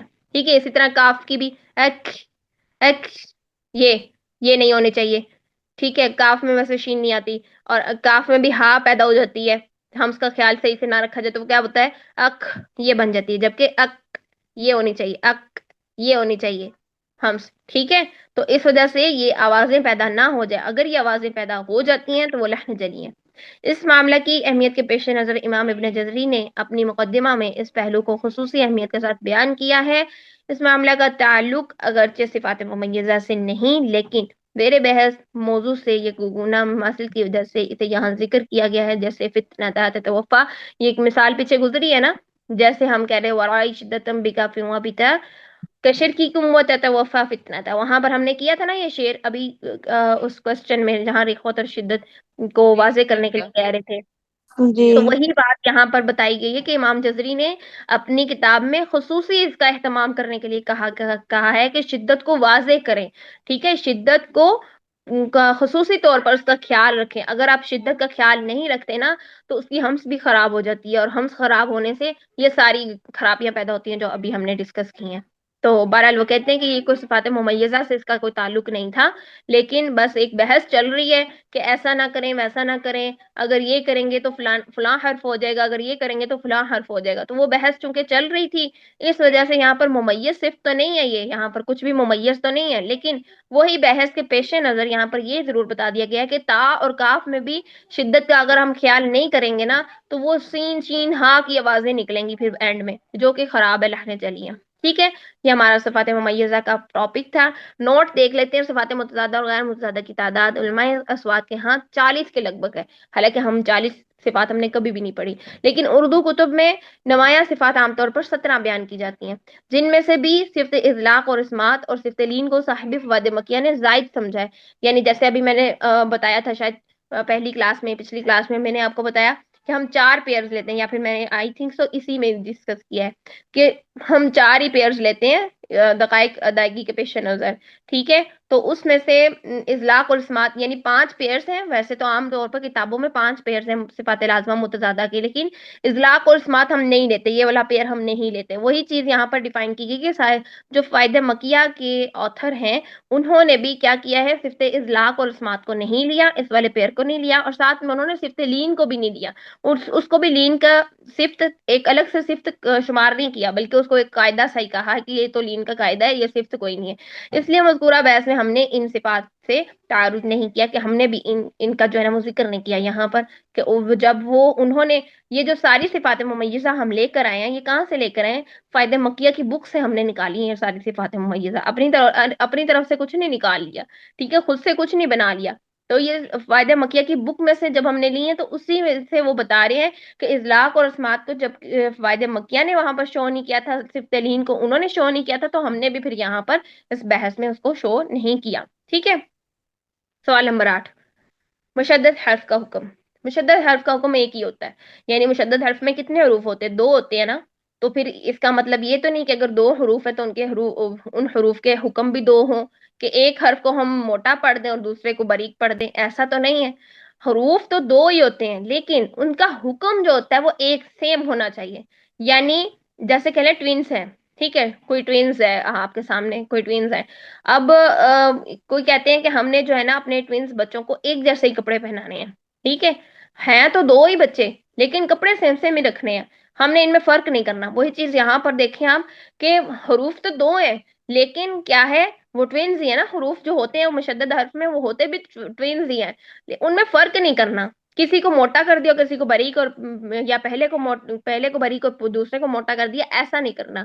اگر آپ نے موٹا پڑھنا ہے اس حرف کو تو اسے دونوں کو ہی موٹا کریں، ٹھیک ہے؟ اگر باریک پڑھنا ہے تو دونوں کو ہی باریک کریں. مشدد حرف کے اندر جو 2 حروف ہیں ان کو دونوں کو ایک جیسا پڑھیں. ٹھیک، اب یہاں پہ دیکھ لیتے ہیں، مشدد حرف کا حکم ایک ہی ہو سکتا ہے، 2 نہیں ہو سکتے. ٹھیک ہے؟ کیونکہ مشدد حرف میں پہلا حرف ساکن دوسرا متحرک ہوتا ہے، اس لیے یا تو دونوں موٹے یا پھر دونوں باریک پڑھیں. پہلے کو باریک پڑھنا دوسرے کو موٹا پڑھنا یہ غلط ہے. جیسے اس میں جلالہ کو دیکھ لیں، اللہ، یہ پہلے سے ہی لام، دونوں لام موٹے کریں. اگر ہم کریں اللہ، ایل پہلے لام باریک کر دیا اور دوسرا لام موٹا کر دیا، یہ غلط. اللہ یہ غلط. ٹھیک ہے؟ اسی طرح الرحمن، شروع سے ہی ہم را کو موٹا کر رہے ہیں. اگر ہم کریں کہ را جو زبر والی ہے اس کو موٹا کر دیا اور جو پہلے والی ساکن تھی اس کو بری، الرحمن، ار کر کے پھر رحمان کر رہے ہیں، الرحمن، یہ غلط ہے. یعنی ہم ایک کو باریک اور ایک کو موٹا، پہلے کو موٹا یا دوسرے کو باریک، یہ کرنا غلط ہے. ٹھیک ہے؟ تو اسی بات کے بارے میں کہہ رہے ہیں کہ مشدد حرف کا حکم جو ہے نا وہ ایک ہی ہوتا ہے. پڑھنا ہے تو پھر دونوں کو موٹا پڑھے، پڑھنا ہے تو پھر دونوں کو باریک ہی پڑھے. یہ بات کلیئر ہے؟ چلیں آگے. جی الحمدللہ. خاصا جی ایک کویسچن ہے یہاں. ہاں جی میں کویسچن کر لوں. جی جی کریے. یہ جو ہم جی ہم ان کو ایک ہی جیسا پر کرتے ہیں نا، پہلا ساکن ہوتا ہے دوسرا حرکت والا، لیکن ہم ایک ہی جیسے ان دونوں کو پر کریں. لیکن میرا کویسچن یہ ہے کہ جیسے جو ساکن ہوتا ہے، جب حرف مستعلیہ جو ہے وہ جب ساکن ہوگا تو اس کی تفخیم چوتھے درجے کی ہوتی ہے، اور جب اس پر زبر ہوگی تو دوسرے درجے کی تفخیم ہوتی ہے. ایک ہی شمار کرنا ہے، یہی بات یہاں پر ڈیفائن کی جا رہی ہے کہ مشدد حرف کا حکم ایک ہی رکھنا ہے. ہم نے اس کو جو ہے نا وہ 2 میں شمار نہیں کرنا کہ پہلا ساکن ہے تو اس کو ساکن کے جی درجے میں ٹھیک. رکھیں اور دوسرا متحرک ہے تو اس کو متحرک کے درجے میں رکھیں، ایسا شمار نہیں کرنا. مشدد حرف کا حکم ایک ہی ہوتا ہے. یہاں سے یہ بات آپ کو واضح ہو جائے گی. ٹھیک ہے؟ ہم نے یہاں واضح کر دیا 2 ہی حکم ہو سکتے، کہ ہم اب اس کو دیکھنے لگیں کہ حروف مستعلیہ ہیں تو وہ ساکن حالت میں ان کا 4تھ لیول ہے تو اس کو 4تھ لیول کی تفخیم کریں، اور جب وہ اگر فتحہ ہے تو اس کو پھر جو ہے نا سیکنڈ لیول کی تفخیم میں لے جائیں. نہیں، ایسا نہیں ہے. یہی بات یہاں پر ڈیفائن کی جا رہی ہے کہ مشدد حرف کا حکم ایک ہی ہوتا ہے. اب وہ مشدد حرف کوئی بھی، عامل الصالحات، لص، دونوں صاد موٹے ہیں. الصالحات میں دونوں صاد موٹے ہونے چاہیے. ایسا نہیں کہ لص پہلا صاد بری کر دیں اور دوسرا صاد موٹا کر دیں، لص نہیں، دونوں صاد کا ایک ہی حکم ہے. تو یہی بات یہاں پہ واضح کی جا رہی کہ مشدد حرف کا ایک ہی حکم ہوتا ہے، چاہے حروف 2 ہی ہیں اس میں. کلیئر؟ جی ٹھیک ہے، اس کو شکریہ استاذہ جی، جزاک اللہ۔ چلیے آگے چلتے ہیں وہی آگے تفخیم الف کی وجہ الالف یتبع ما قبلها، کیا مطلب ہے اس کا؟ یتبع ہوتا ہے تابع ہونا، الالف الف یتبع تابع ہوتا ہے ما قبلها اپنے ما قبل کے، ٹھیک ہے، الف اپنے ما قبل کے تابع ہوتا ہے، یہ آپ لوگوں کو سب کو پتا ہے، الف سے پہلے حرف موٹا ہو تو الف موٹا ہو جائے گا، الف سے پہلے حرف باریک ہو تو الف باریک پڑا جائے گا، تو یہاں پہ چونکہ تفخیم الف کی وجہ پوچھی جا رہی ہے کہ الف موٹا کیوں ہوتا ہے، تو اس کی وضاحت کر دی گئی کہ اگر الف سے پہلے حرف موٹا ہو تو ظاہری بات ہے الف موٹا ہوگا، کیوں؟ الالف یتبع ما قبلها، الف اپنے ما قبل کے تابع ہوتا ہے، بس سمپل سی بات ہے، اتنا سا اس کا آنسر ہے۔ تفخیم اخفا کی وجہ الغنۃ تتبع ما بعدها، غنہ تابع ہوتا ہے کس کے؟ اپنے ما بعد کے، اب یہاں پر غنہ کی بات جو کی جا رہی ہے یہ اخفا ہے، یعنی غنہ جو ہے نا، یعنی اخفا جو ہے وہ اپنے ما بعد کے تابع ہوتا ہے، یعنی اپنے سے بعد والے آنے والے حرف کے تابع ہوتا ہے، یعنی جیسے آپ کہتے ہیں نون ساکن کے بعد موٹا حرف آئے گا تو اخفا موٹا ہو جائے گا، نون ساکن کے بعد باریک حرف آئے گا تو اخفا بھی باریک ہو جائے گا، ایسے کہتے ہیں نا ہم، تو اپنے ما بعد کے تابع ہوا نا پھر، تو اس میں تفخیم اخفا کی وجہ چونکہ پوچھی جا رہی ہے تو نون ساکن یا تنوین کے بعد اگر حرف موٹا ہو تو اخفا بھی موٹا ہی ہوگا، تفخیم سے ادا ہوگا، ٹھیک ہے، جیسے میاؤں قابل، ٹھیک ہے، میاؤں صالین، ٹھیک ہے، اور میاؤں طین، یہ اخفا موٹا ہوگا، کیوں؟ اگلا حرف موٹا آ رہا ہے، ٹھیک ہے، اپنے ماں باپ کے تابع ہوتا ہے یہ جو اخفا ہوتا ہے، کلیئر؟ آگے چلتے ہیں، کوسچن نمبر 11، اخفا کی تعریفات اور اخفا عند الحرف کا طریقہ۔ تعریفات، اب جو اخفا کی تعریف ہے نا امام ابن جزری کی کتاب النشر میں، ٹھیک ہے، اس میں کیا کی ہوئی ہے؟ امام ابن جزری رحمہ اللہ کہتے ہیں کہ اخفا جو ہے نا وہ قائم مقام ادغام ہے، یعنی وہ ادغام کا جیسے کہہ لیں ادغام جیسی ہی کیفیت ہوتی ہے، اب وہ ادغام جیسی کیفیت کیوں کہہ رہے ہیں؟ کیونکہ ادغام میں دیکھیں پہلا حرف دوسرے حرف کے اندر داخل ہوتا ہے، تو اخفا میں بھی تو پہلا حرف یعنی نون جو ہے وہ دوسرے حرف کے پاس جا کے اس میں داخل ہو کے ہی وہ کر رہا ہے نا، اخفا ہو رہا ہے، تو اس لیے انہوں نے قائم مقام ادغام کہہ دیا، پورا ادغام نہیں کہا، کیونکہ یہ ادغام اور اظہار کی درمیانی سی کیفیت ہوتی ہے، بس اس کو بنا دیا کہ پہلے حرف نے دوسرے حرف میں داخل تو ہونا ہی ہے نا، اب وہ ادغام میں کیا ہوتا ہے کہ پہلا حرف دوسرے حرف میں تشدید ایسے داخل ہوتا ہے کہ وہ اس پر تشدید آ جاتی ہے، تو اخفا میں کیا ہوتا ہے کہ اس میں تشدید نہیں آتی، یعنی اتنا پورا ہی داخل نہیں ہوتا، کچھ حصہ داخل ہوتا ہے نون کا، ٹھیک ہے، وہ اخفا ہوتا ہے، تو اب قائم مقام کا مطلب یہ ہوتا ہے کہ بس اس کے قائم مقام اس کے مقام کے قریب قریب ہی ہوتا ہے، ادغام کے جیسا ہی ہے تقریباً، ٹھیک ہے، یہ امام ابن جزری کہتے ہیں۔ پھر وہ کہتے ہیں کہ اخفا عند الحرف ہوتا ہے، اخفا جو ہے وہ اگلے حرف کے پاس جا کر ہوتا ہے، عندہ کا مطلب ہے پاس، اور حرف کے پاس جا کے، یعنی نون ساکن تنوین کے بعد جو بھی حرف آئے گا اس کے مخرج کے پاس جا کے یا اس کے مخرج کے اندر جا کے ہم نے اخفا کرنا ہے، ٹھیک ہے، الاخفاء حالت بین الاظہار والادغام، یہ اظہار اور ادغام کی درمیانی کیفیت ہوتی ہے، یہ اسی کا نام ہے، ٹھیک ہے۔ پھر امام ابن فارس کیا لکھتے ہیں اپنی جامع ابن فارس میں لکھتے ہیں اپنی کتاب میں خلط الحرف بالحرف بدون تشدید، کیا مطلب ہے؟ خلط ہوتا ہے مل جانا، ایک دوسرے کے اندر مرج ہو جانا، مکس اپ ہو جانا، تو خلط الحرفی یعنی پہلے حرف کا مکس ہو جانا، بالحرفی اگلے حرف میں یعنی دوسرے حرف میں، حرف کا حرف میں مکس اپ ہو جانا، خلط ملط ہو جانا، بدون تشدید، تشدید کے بنا، ٹھیک ہے، ایک حرف کا دوسرے حرف کے اندر داخل ہونا تشدید کے بنا، بغیر تشدید کے، ٹھیک، تو ابھی میں نے جب اوپر بتایا کہ قائم مقام ادغام کیوں کہہ رہے ہیں کہ ادغام کے قریب قریب ہے، لیکن ادغام کی کیا کیفیت ہوتی ہے کہ ادغام میں پہلا حرف دوسرے حرف میں ایسے داخل ہوتا ہے کہ تشدید آ جاتی ہے، پوری طرح مرج ہو جاتا ہے، جبکہ اخفا میں پہلا حرف دوسرے حرف میں داخل تو ہوتا ہے لیکن تشدید نہیں آتی کیونکہ وہ پورا داخل نہیں ہوتا، ٹھیک ہے، اس میں آواز چھپ رہی ہوتی ہے، آواز کو ہم نے چھپانا بھی ہوتا ہے اور ظاہر بھی کرنا ہوتا ہے، یعنی اگلے حرف میں مکس بھی کرنا ہوتا ہے اور نون کی آواز کو ظاہر بھی کچھ حصہ کرنا ہوتا ہے، وہ کیسے ہوگا، کتنے پرسنٹ ہوگا، وہ آگے اس کے اقسام میں مینشن کرتے ہیں۔ اب آگے چلتے ہیں، فائنڈ الحرف کا طریقہ کیا ہوتا ہے؟ اب انڈا کا مطلب ہوتا ہے پاس، عند الحرف حرف کے پاس، اخفا اگلے حرف کے مخرج میں جا کر یا اس کے قریب تر جا کر کیا جائے، جو بھی اگلا حرف آئے گا، جیسے کہ منکم، ٹھیک ہے، کاف کے مخرج کے اندر جا کے اخفا کریں، انتا، تا کے مخرج کے اندر جا کے اخفا کریں، انذر، انذر، ذال کے مخرج کے اندر جا کے اخفا کریں. ٹھیک ہے, جو بھی حرف آگے آئے گا اس کے اندر جا کے, اس کے قریب جا کے اخفا آپ نے تب کرنا ہے. ٹھیک ہو گیا. تو یہی وہ چیز ہے جسے اہل فن کے ہاں اخفاء عند الحرف کہا جاتا ہے. بس یہ اخفاء عند الحرف کا طریقہ ہے, یعنی نون کا غنہ مخفی فی حرف کے مخرج کے بالکل قریب جا کر ہوگا. مخفی فی کہتے ہیں اگلا حرف, جیسے مدغم اور مدغم فی ہوتے ہیں نا, مدغم پہلا حرف, مدغم فی دوسرا حرف.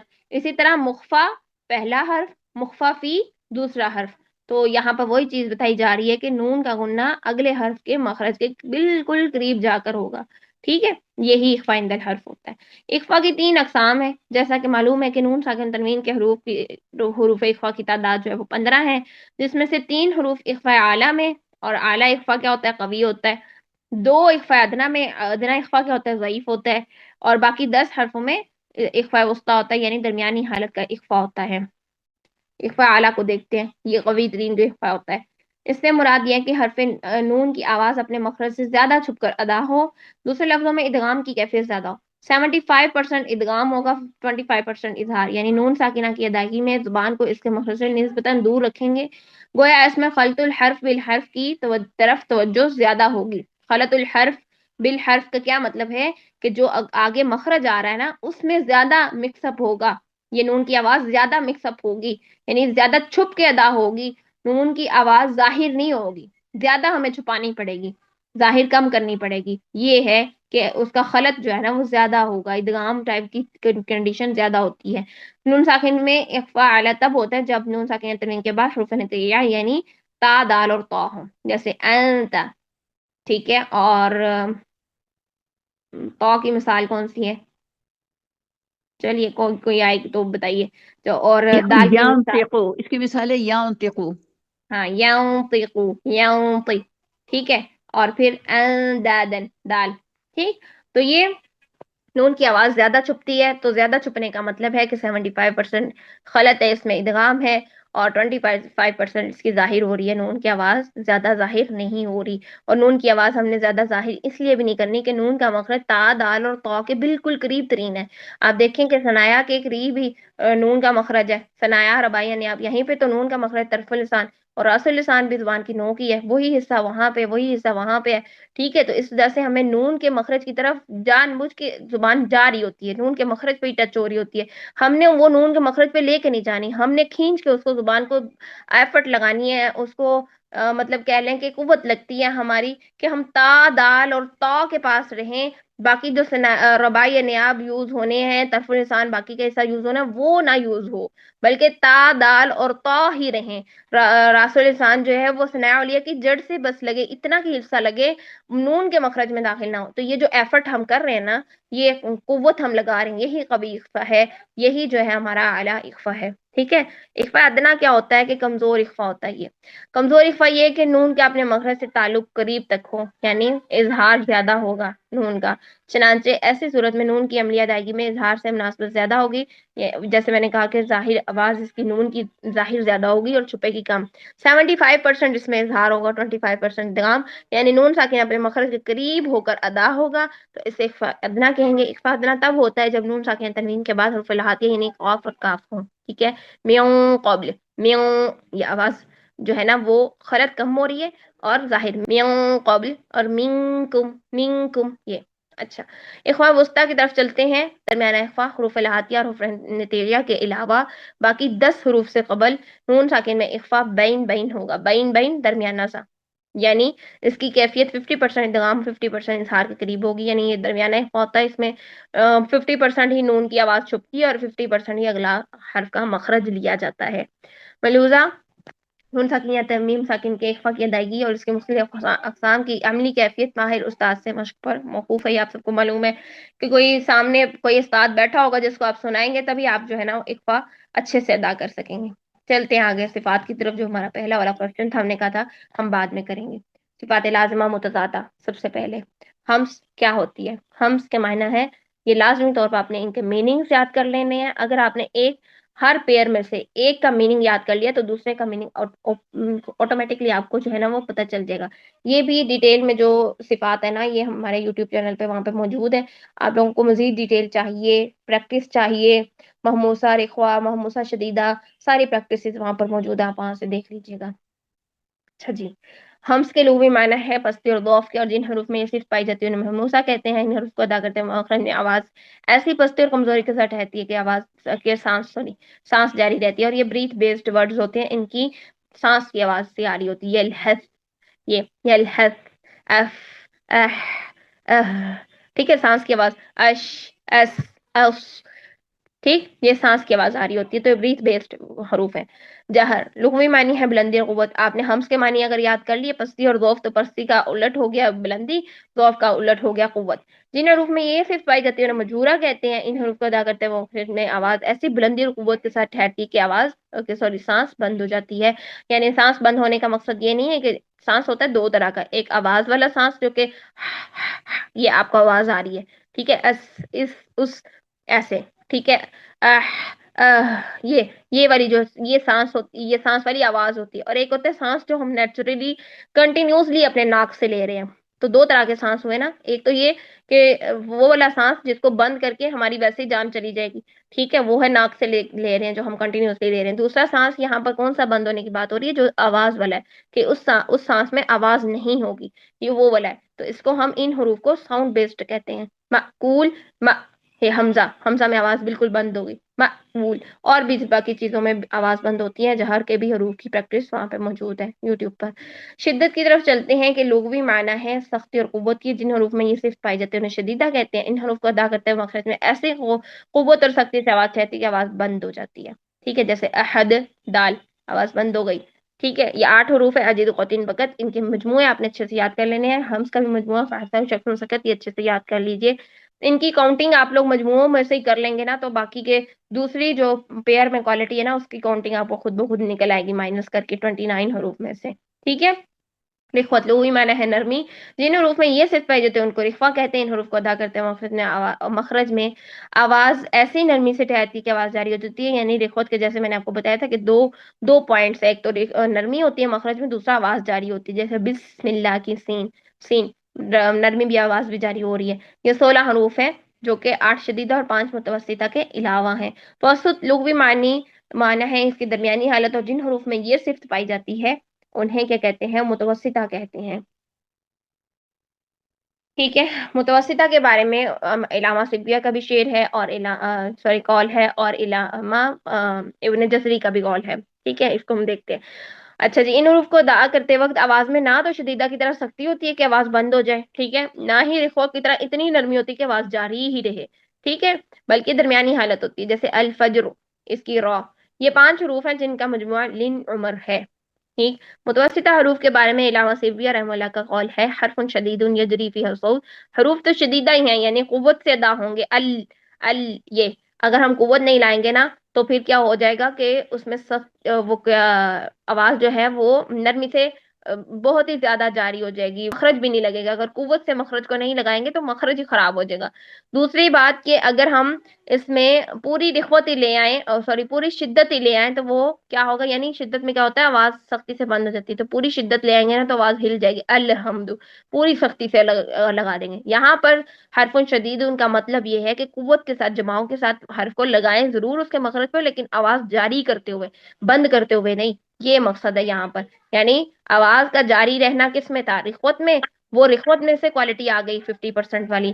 اور سختی کس میں تھی، جماؤ کس میں تھا، شدت میں. اس طرح سے دونوں کوالٹیز میں سے ایک ایک چیز ہم نے لے لی. شدت میں سے قوت لے لی اور رخوت میں سے ہم نے آواز کا جاری رہنا لے لیا. تو یہ ہمارا دونوں کا پیچ اپ بن گیا، جو کہ متوسطہ یعنی درمیانی حالت سے بن گئی ہے کہ قوت کے ساتھ آواز جاری کریں. ان، ار، ٹھیک ہے.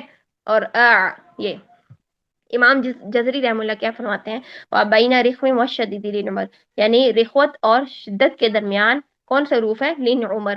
وَبَيْنَ درمیان ہے، اور درمیان ہے رخوین رخوت کے، والشدیدی اور شدت کے، لن عمر ان کا مجموعہ ہے، ٹھیک ہے. کہ یہ جو حروف ہیں رخوت اور شدت کے درمیان کے حروف کیا کون سے ہیں، لن عمر. اچھا جی، استعلاء کی طرف چلتے ہیں. استعلاء کے لغوی معنی ہے بلند ہونا، ٹھیک ہے، جن حروف میں یہ صفت پائی جاتی ہے وہ مستعلیہ کہتے ہیں، ان حروف کو زبان ادا کرتے ہوئے زبان کی جڑ تعلق کی طرف اٹھتی ہے۔ اب استعلاء میں جو تعلق ہے نا وہ زبان کی جڑ کا ہے، اور جو اطباق اور انفتاح میں تعلق ہوگا نا وہ زبان کی وسط کا ہوگا، ٹھیک ہے۔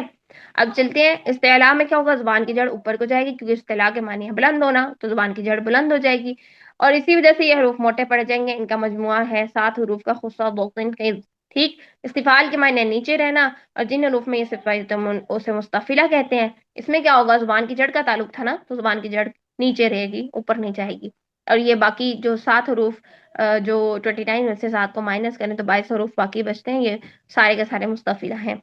لیکن ان سے جو الف لام را ہے یہ وہی ہیں، شبہ مستعلیہ ہیں۔ جب وہ موٹے ہوں گے تو ان کو مستعلیہ میں کنسیڈر کر دیں گے، جب باریک ہوں گے تو ان کو مستفیلہ میں کنسیڈر کر دیں گے۔ اچھا، اطباق کی طرف چلتے ہیں۔ اطباق کے معنی ہوتے ہیں ڈھانپنے کے، جن حروف میں یہ صفت پائی جاتی ہے ان کو مطبقہ کہتے ہیں۔ اب ڈھانپنا کس نے ہے، زبان کے درمیان میں، جیسے کہ میں نے بتایا کہ یہاں پر جو اطباق اور انفتاح کا تعلق ہے وہ ہے زبان کے درمیان کا۔ ان حروف کو ادا کرتے ہوئے زبان کا درمیان اوپر کے تعلق کو ڈھانپ لیتے ہیں، جس کی وجہ سے یہ حروف موٹے، خوب موٹے پڑ جاتے ہیں، یعنی ڈبل لیول کی تفخیم ہو جاتی ہے۔ الصراط، اس کا صاد، ٹھیک ہے، تو میں بھی ویسے تو اس میں تفخیم اطباق موجود ہے۔ 4 حروف ہیں یہ جس کا مجموعہ ہے صوت، ٹھیک۔ انفتاح کے معنی ہے کھلا رہنا، جدا رہنا، جن حروف میں یہ صرف پائی جاتے ہیں ان کو منفتحہ کہتے ہیں، اور ان حروف کو ادا کرتے ہوئے زبان کا درمیان کا چونکہ تعلق تھا تو یہ اوپر کے تعلق سے الگ رہتا ہے، کھلا رہتا ہے حصہ۔ تو جیسے البیوت، اس کی تا، ٹھیک ہے، جیسے ہم قاف کے لیے کہتے ہیں منہ کو کھولیں، منہ کو اطباق نہ لے کر آئیں، قولا، یہ قولا نہ کریں، قا یہ، یعنی سامنے سے منہ کھلا رکھیں، زبان کا درمیان نیچے رکھیں، صرف زبان کی جڑ کو اٹھائیں۔ اسی طرح غین کے لیے بھی کہا جاتا ہے غو، یہ نہ کریں، منہ کو گول نہ کریں، اطباق کی کیفیت نہ بنائیں، بلکہ کیا کریں کہ آگے سے سارا منہ کھول دیں، صرف پیچھے سے زبان کی جڑ اوپر اٹھائیں، غا غا یہ کریے، ٹھیک ہے۔ خواہ میں بھی ایسی۔ اطلاق اسمات کی بھی ڈیفینیشن دیکھ لیجئے۔ لغوی معنی ہے پھسلنا، جن حروف میں یہ صفت پائی جاتے ہیں ان کو مطلقہ کہتے ہیں۔ یہ حروف ہونٹوں اور زبان کے کنارے سے بہت سہولت سے پھسل کر ادا ہوتے ہیں۔ علیہم کی میم، یہ حروف مطلقہ 6 ہیں۔ فرا من لبن، اسمات یعنی یہ اس کے الٹ ہو گیا، وہ تھا پھسلنا اور یہ ہے رکنا، خاموش رہنا۔ جن حروف میں یہ صفت پائی جاتے ہیں ان کو مصمتہ کہتے ہیں۔ یہ حروف اپنے مخرج میں مضبوطی اور جماؤ سے ادا ہوتے ہیں، جیسے ضاد، ولا الضالین، ٹھیک ہے۔ مزلقہ کے علاوہ باقی سارے جو حروف ہیں مثبت ہیں۔ اچھا، صفات لازمہ غیر متضادہ کی طرف چلے جائیں، یہ ساری آپ کو آتی ہیں۔ صفیر کیا ہوتی ہے، سیٹی کی طرح کی تیز آواز ہوتی ہے، اس کو سپیریا کہتے ہیں۔ زا سین صاد میں یہ موجود ہوتی ہے اور یہ تیز مثل سیٹی ہوتی ہے، اسی وجہ سے اس کو صفیر کہتے ہیں۔ عصفورن جو ہوتا ہے نا، عصفورن وہ چڑیا کو کہتے ہیں، تو اس میں چڑیا کی جیسی چون چون کی جیسی نا تیز آواز ہوتی ہے، اسی لیے اس کو صفیر کا نام دیا جاتا ہے۔ قلقلہ معنی ہے جنبش دینا، حرکت دینا، جن حروف میں یہ صفت پائی جاتے ہیں ان کو قلقلہ کہتے ہیں۔ ان حروف کو ادا کرتے وقت مخرج میں جنبش اور حرکت پیدا ہوتی ہے، جیسے کہ قد، یہ دال ہل گیا نا، قد، اور یہ قلقلہ پتہ پیدا کیسے ہوتا ہے، جہر اور شدت کے اکٹھا ہونے سے۔ آپ دیکھ لیں قطب و جدن جتنے حروف ہیں یہ سارے کے سارے شدت میں بھی موجود ہیں، ٹھیک ہے، اور ان ساروں میں جہر بھی موجود ہے۔ جہر اور شدت جب اکٹھے ہوتے ہیں نا تو قلقلہ پیدا ہو جاتا ہے۔ کیوں؟ کیونکہ ساؤنڈ بیسڈ ہوتے ہیں، ایک تو وہ ورڈ، اور دوسرا وہ جو ان کی ساؤنڈ بیس تھی ان کو شدت نے کیا کیا، سختی سے اپنے مخرج میں ٹچ کیا اور آواز کو پھر کیا کیا، بند کر دیا۔ جب آواز کو اس نے سختی سے ٹچ کر کے بند کیا تو جب ہم اس کو اپنی زبان کو وہاں سے مخرج سے ہٹائیں گے تو وہ آٹومیٹکلی وہ حرف جو ہے نا وہ ہل جائے گا، ادروائز وہ حرف غائب ہو جائے گا اگر ہم قلقلہ نہیں کریں گے، ٹھیک ہے۔ قد افلح، ٹھیک، اس طرح سے آگے چلیے۔ لین، لغوی معنی نرم، آسان ہونا، جن حرفوں میں یہ صفت پائی جاتی ہے انہیں لینیا کہتے ہیں۔ یہ حروف ہم نے مخرج سے ایسی نرمی سے آسانی سے ادا ہوتے ہیں کہ ان پر کوئی مد کرنا چاہے تو کر سکتا ہے۔ خوف، قریش، کر سکتے ہیں مد، ٹھیک ہے۔ واو اور یا جب ساکن ہو لیکن ان سے پہلے زبر ہو، واو ساکن سے پہلے زبر، یا ساکن سے پہلے زبر ہو، تب یہ لین کا قاعدہ ہوتا ہے۔ انحراف کیا ہوتا ہے، انحراف کے لغوی معنی ہے پھرنا یا لوٹنا، جن حروف میں یہ صفت پائی جاتی ہے ان کو منحرفہ کہتے ہیں، اور وہ لام اور را ہے۔ جن حروف کو ادا کرتے ہوئے زبان کا کنارہ ایک دوسرے کے مخرج کی طرف لوٹ جاتا ہے، جیسے الارض کی لام اور را۔ اور انحراف کیا ہوتا ہے، لام میں جو انحراف ہے نا وہ اس کا ادنا حافہ ہے، اور را کا جو انحراف ہے وہ اس کی ظاہر لسان پشت زبان ہے، ٹھیک ہے۔ یہ لکھنا چاہیں تو اپنے اس میں لکھ لیجئے۔ تقریر کیا ہوتی ہے، لغوی معنی ہے بار بار ہونا، اور جس حرف میں یہ صفت پائی جاتی ہے اسے مکررہ کہتے ہیں، اور وہ را ہے، جس کو ادا کرتے وقت آواز میں کب کبھی پائی جاتی ہے، جس سے تکرار سے محسوس ہوتی ہے، جیسے الرحمن۔ اگر اب اس میں جو ہے نا 2 طریقے ہیں، تکرار کے جو ہے نا وہ دو اقسام ہیں، حقیقی تکرار اور مشابہ تکرار۔ حقیقی تکرار نہیں ہونی چاہیے، کیسے الرحمن، یہ حقیقی ہے۔ مشابہ تکرار ہوتی ہے الرحمن، ایک سے دوسری بار بس ہوئی اور بس ختم۔ تقریر کا اس کی ادائیگی کا طریقہ کیا ہے کہ پشت زبان کو اوپر تالو سے مضبوطی سے لگائیں تاکہ لرزہ یعنی آواز ہلے جلے نہ، زیادہ نہ ہلے جلے، اگرچہ رام شدد ہی کیوں نہ ہو، کیونکہ لرزہ کب کبھی پیدا ہونے سے حقیقی تکرار لازم آئے گی، جو کہ صحیح نہیں، جیسے یہ غلط ہے، ٹھیک ہے۔ الرحمن الرحیم یہ غلط ہے، الرحمن الرحیم ایک سے دوسری بار تکرار ہے، یہ بالکل ٹھیک ہے۔ تفشی لغوی معنی ہے پھیلنا، جس حرف میں یہ صفت پائی جاتی ہے اس کو متفشی کہتے ہیں، اور وہ شین ہے جس کو ادا کرتے ہوئے آواز مخرج میں پھیل جاتی ہے، جیسے قریش، یہ قریش شین۔ استطالت لغوی معنی ہے لمبا کرنا، دراز کرنا، جس حرف میں یہ صفت پائی جاتی ہے اس کو مستطیل کہتے ہیں، اور یہ صرف ایک ہی حرف ہے ضاد، جس کو ادا کرتے ہوئے مخرج میں آواز دراز رہتی ہے۔ اب یہ استطالت بیسیکلی ہوتا کیا ہے، اطباق کی قوت سے ادائیگی میں جو رکاوٹ آتی ہے نا، اسی کا نام استطالت ہے، اور پیچھے میں کافی اس کو ڈیفائن کر چکی ہیں، پچھلی کلاس میں بھی اور اس کلاس میں بھی، جب ہم نے ضاد اور ظا میں فرق دیکھا تھا کہ اطباق کی قوت کیسے ہوگی، اور پھر یہ جو قوت کے ساتھ آواز وہاں پہ ٹک رہی ہے نا، اسی کا نام استطالت ہے۔ یہی جو آواز دراز ہو رہی ہے نا وہاں پر رہ رہی ہے، اسی کا نام استطالت ہے۔ گننا لغوی معنی ہے گنگناہٹ کے اصطلاحی معنی وہ ایسی آواز ہے جو نون اور میم کو ادا کرتے ہوئے ناک کی جڑ میں پائی جاتی ہے، یعنی گنگنی سی آواز ہوتی ہے جو نون کو اور میم کو جب ہم ادا کرتے ہیں تو وہ ناک کے بانسے میں، ناک کی جڑ میں پائی جا رہی ہوتی ہے، ناک کی جو ہڈی ہے اس میں پائی جا رہی ہوتی ہے، یہ نیچرل طور پر یہ پائی جاتی ہے، ٹھیک ہے۔ تھوڑا سا ریکیپ ان کا کہ ان کے حروف کے جو صفات ہیں، یہ جو پیئرس ہیں، ان کے القاب کیا ہیں یعنی لقب کیا کیا ہیں، اور ان میں کون کون سے مجموعے ہیں اور کتنے کتنے حروف ہیں۔ تو دیکھیے سب سے پہلے نمبر پر حروف محموسہ ہیں جو کہ 10 ہیں اور اس کا مجموعہ ہے فحسہ شخص سکت۔ پھر حروف مجہورہ ہیں جو کہ 19 ہیں۔ پھر حروف شدیدہ 19 جو ہے نا وہ ہم نے 29 میں سے 10 کو مائنس کیا تو 19 حروف مجہورہ بن گئے پہلے پیئر کے، ٹھیک ہے۔ دوسرا پیر دیکھیں شدت، رخوت اور توسط کا ہے۔ حروف شدیدہ کتنے؟ 8 ہیں، اجید قوتین بکت، اس کا ہم نے مجموعہ یاد کر لیا۔ حروف متوسطہ کتنے؟ 5 ہیں، لین نمبر، اس کا مجموعہ یاد کر لیا۔ اب 8 اور 5 ان کو مائنس کر دیں 29 میں سے تو باقی 16 حروف بچتے ہیں جو کہ رخوہ میں چلے جائیں گے۔ پھر آگے چلتے ہیں حروف مستعلیہ کی طرف جو کہ 7 ہے، خصہ ضغط خیز، ٹھیک ہے۔ تو یہ 7 حروف ہیں، اور 7 کو جب ہم 29 میں سے مائنس کریں گے تو پیچھے ہمارے 22 حروف 22 حروف بچتے ہیں جو مستفیلہ ہوں گے، اس کے اپوزٹ صفت میں موجود ہوں گے۔ مطبقہ یہ یہ والے 4 حروف ہیں جن میں طباق کی کوالٹی پائی جاتی ہے، 4 کو ہم 29 میں سے مائنس کریں تو 25 حروف منفتحہ کے ہیں۔ حروف مطلقہ یہ فرا من لبن، یہ 6 حروف ہیں، اور اگر ان کو 29 میں سے مائنس کریں تو وہ 23 باقی 23 حروف بچتے ہیں جو حروف مثبتہ ہیں۔ یہ ہمارا تھا جو سلیبس۔ اس کے علاوہ ہمارا ادغام کا ٹاپک ہے، اور ادغام کے ٹاپک کو ہم انشاءاللہ ابھی شروع کرتے ہیں۔ ہاں جی، کسی کا کوئی کوشچن ہے؟ جی استاذہ، میرا ایک کوشچن ہے کہ اگر سوال آ جائے کہ سپوز کہ سوال آ جاتا ہے کہ ضاد کے مخارج بتائیں، وہ سوری صفات بتائیں ضاد میں سے، تو کیا ہم اسمات وغیرہ کا ذکر کریں گے یا صاد یا اس طرح سے لین کا ذکر کریں گے صفات بتاتے ہوئے؟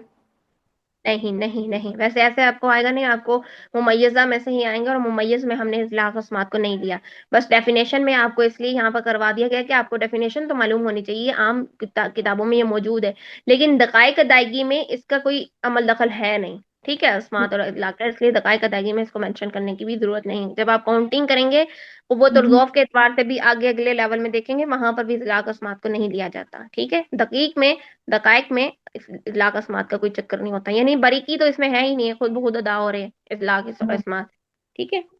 ٹھیک ہے، تو یعنی ہمیں ذکر کرنے کی بھی ضرورت نہیں ہے، ٹھیک ہے۔ نہیں، ڈیفینیشن بس آ سکتی ہے، اس لیے آپ کو ڈیفینیشن کروا دی ہے کہ اگر ڈیفینیشن پوچھ لی جائے تو وہ آپ کو آتی ہو، ٹھیک ہے۔ جی ٹھیک ہے، جزاک اللہ۔ چلیے میم جلدی سے اب ہم بشرا کا بھی چلتے ہیں اپنے کوشچن ہے، بشرا کا بھی کوشچن ہے، پشت زبان کا کون سا حصہ؟ پشت زبان کے لیے ایک لمبی بحث ہے جو کہ ہم نے فوائد مکیہ میں بھی کی تھی، جب راہ کے احکام پڑھے تھے، استاد محترم نے وہاں پر بہت ڈیٹیل میں وضاحت کی تھی، ٹھیک ہے۔ پشت زبان کے بارے میں بہت سے قراء کا اختلاف ہے، کوئی کہتے ہیں کہ اوپر کا حصہ اور کوئی کہتے ہیں بیک سائڈ کا حصہ ہے. جب موٹی را ادا ہو رہی ہوتی ہے تو اس کی بیک سائڈ لگ رہی ہوتی ہے, زبان بینڈ ہو کے اس کا راس اللسان کی جو نیچے نیچے والا حصہ ہے نا وہ لگ رہی ہوتی ہے موٹے را میں, جبکہ جب را باریک ادا ہوتی ہے تو اس کو زبان کے اوپر والا حصہ لگ رہا ہوتا ہے جس کو ہم ظہر اللسان کہتے ہیں. ایک ہے پشت زبان, ایک ہے ظہر اللسان. ظہر اللسان اوپر کے حصے کو بولتے ہیں, کچھ کہتے ہیں ظہر اللسان لگتی ہے, کچھ کہتے ہیں پشت زبان لگتی ہے. لیکن اگر ادائیگی کے پیش نظر دیکھا جائے تو موٹی را میں بینڈ ہو کر زبان جو ہے نا آگے سے فرنٹ سے راس اللسان بینڈ ہو کر اوپر کی جانب مڑ کے لگتی ہے, رو رو یہ ادا ہو رہی ہوتی ہے. جب را میں کیا ہوتا ہے, باریک را میں ہوتے ہیں ری ری, زبان کی فرنٹ سائڈ اوپر والا حصہ ہی اوپر تالو کے چپک رہا ہوتا ہے, بینڈ نہیں ہوتی, اس کا پیچھے والا حصہ نیچے والا حصہ نہیں لگ رہا ہوتا راس اللسان کا.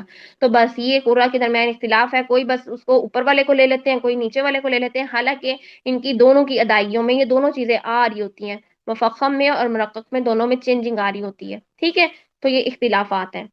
ٹھیک, تو جی آگے چلتے ہیں اپنے ٹاپک کی طرف. ادغام, ادغام کا بیان.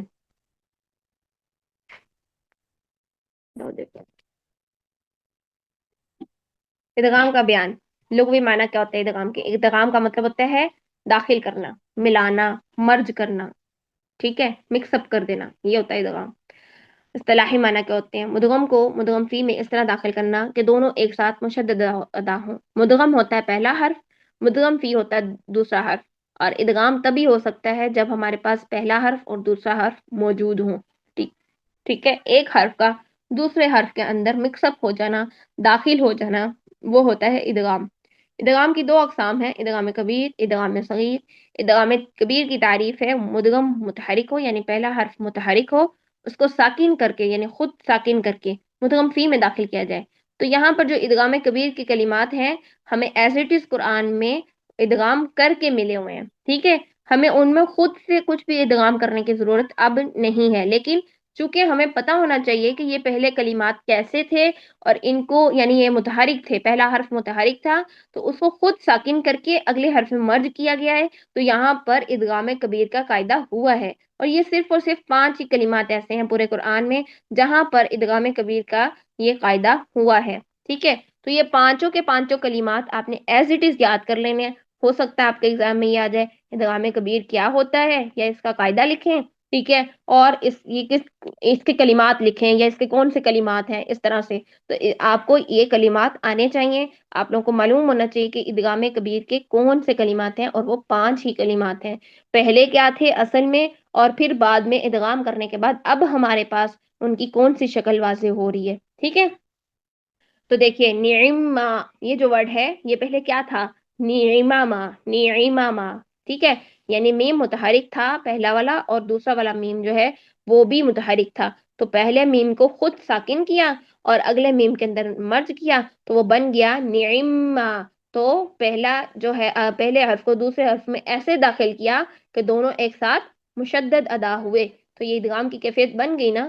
تو یہ جو ہے یہ ادغام کبیر کی مثال ہے. نعما, نعما تھا پہلے. پھر اتحاجونی میں دیکھیے یہاں پر اصل میں اتحاجوننی تھا. ٹھیک ہے, ننی, یہاں پر نون کو نون ساکن کیا پہلے والے نون کو, اور پھر اس کو مرج کر دیا دوسرے والے نون میں. اب جب اس کو مرج کیا تو ہم نے قواعد پڑھے ہوئے ہیں, یہ جو مدات کے قواعد ہیں, کہ جب حروف مدہ کے بعد تشدید والا حرف آ جائے, ٹھیک ہے, کوئی بھی حرف پہ تشدید آ جائے تو وہ کیا ہو جاتا ہے؟ مد لازم بن جاتی ہے. اس کو ہم مد لازم کلمی مثقل یا پھر حرفی مثقل کہتے ہیں.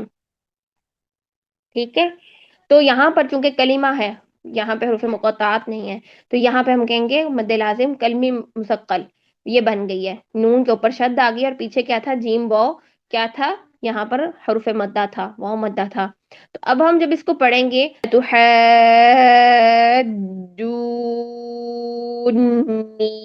یہ پڑھیں گے. ٹھیک ہے, اب میں نے کہوں کہ یہ کیونکہ میری آواز جو ہے نا وہ گڑبڑ کر رہی ہے اب بول بول کے, ساؤنڈ جو ہے نا وہ ڈسٹریکٹ ہو رہی ہے, جیسے کبھی باریک اور کبھی موٹی, آپ لوگوں کو فیل ہوا ہوگا. اچھا جی, لا تمنا کلمے کی جو ہے نا اس میں بھی وجہیں ہیں, یہ بھی ابھی ہم دیکھتے ہیں. اس سے پہلے ہم باقی کے کلمات حل کر لیں. مکنی کا جو کلمہ تھا وہ کیا تھا؟ پہلے اصل میں مکانہ نہیں تھا, تو نون کو ساکن کیا خود اور پھر نون میں مرج کیا تو دونوں ایک ساتھ مدغم ہو گئے، شد آ گئی ان کے اوپر، مکنی بن گیا، کنی، یہاں پر ادغام کبیر کا قاعدہ ہوا ہے۔ تأمرونی وہی سیم اتحاجونی والا تعلق ہے، تأمروننی تھا، ننی نون کو ہم نے نون کے اندر داخل کیا خود ساکن کر کے، تو پھر یہاں پر بھی وہی قاعدہ اپلائی ہوا کہ حروف مدہ کے بعد تشدید آ گئی تو یہاں پہ پھر ہمیں مد لازم کرنی پڑی، تأمرونی، یہ کرنا پڑا۔ اچھا جی اب چلتے ہیں واپس لا تمنا کی طرف۔ لا تمنا سورہ یوسف میں موجود ہے کلمہ، اور اس کلمے کو پڑھنے کی دو وجہیں ہیں، اور انہی دو وجہوں سے ہی ہمیں پڑھنا چاہیے۔ اس کے علاوہ اگر ہم لا تمنا میں ان دونوں میں سے ایک بھی وجہ نہیں پڑھتے تو وہ غلط طریقے سے ہم ادا کر رہے ہیں، ٹھیک ہے۔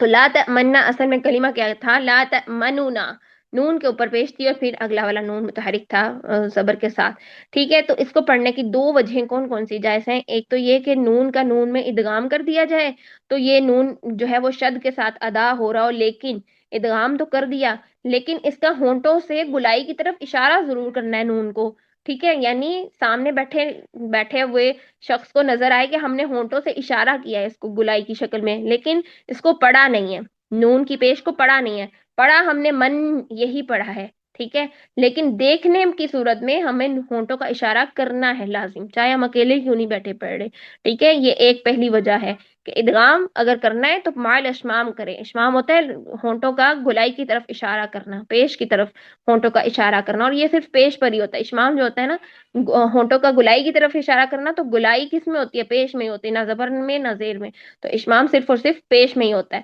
ٹھیک ہے۔ تو کیا ہوگا کہ لا تأمنا، من، آپ کو نہیں سمجھ آئی کہ میں نے پیش کی طرف اشارہ کیا ہے؟ کیونکہ یہ دیکھنے والے کو پتا چلے گا میں نے پیش کی طرف اشارہ کیا ہے لیکن پڑھا مننا ہی ہے، ٹھیک ہے، یہ پہلی وجہ ہے جس کے ساتھ پڑھنا لازم ہے۔ یا پھر اگر یہ وجہ آپ نے نہیں پڑھنی، پھر آپ کیا کریں گے؟ نون کا اظہار کریں گے، لیکن کتنا اظہار کریں گے؟ 1/3 حرکت پڑھیں گے، اس کو جس کو ہم کہتے ہیں اختلاس ہونا، حرکت کو کم پڑھنا اختلاس کہتے ہیں، حرکت کا اختلاس کر دینا کہتے ہیں، یعنی حرکت کو اگر ہم پوری پراپر ادا نہیں کرتے تو ہم کہتے ہیں کہ آپ نے اختلاس حرکت کر دیا، آپ نے حرکت کو اختلاس کر دیا، کم پڑھا ہے آپ نے، حرکت کو پورا نہیں پڑھا۔ تو یہاں پر وہی بات کی جا رہی ہے، روم ہوتا ہے 1/3 حرکت پڑھنا، بہت لائٹ سی مائنر سی حرکت کو پڑھنا، اور یہ روم جو ہوتا ہے نا یہ پیش اور زیر دونوں میں ہو سکتا ہے، یہ جو روم ہوتا ہے، ٹھیک ہے۔ یہاں پر چونکہ بات پیش کی ہے، نون کے پیش کی بات ہو رہی ہے، تو اب ہم نون کی حرکت کو ظاہر ہی کریں گے نا، تبھی تو اظہار بنے گا، ٹھیک ہے۔ نون کی حرکت کو پڑھیں گے تو ظاہر ہی ہوگی، لیکن وہ کتنی ظاہر ہوگی؟ 1/3، بس اتنی لائٹ سی ہلکی سی حرکت ظاہر ہوگی۔ لا تأمنا، منونا، یوں یوں، مننا نہیں کیا، من یہ نہیں کیا، منونا یہ کیا، ہلکی سی حرکت پڑی نون کی پیش، اور پھر اس کے بعد ہم نے آگے اس کا دوسرا متحرک والا نون پڑ گیا۔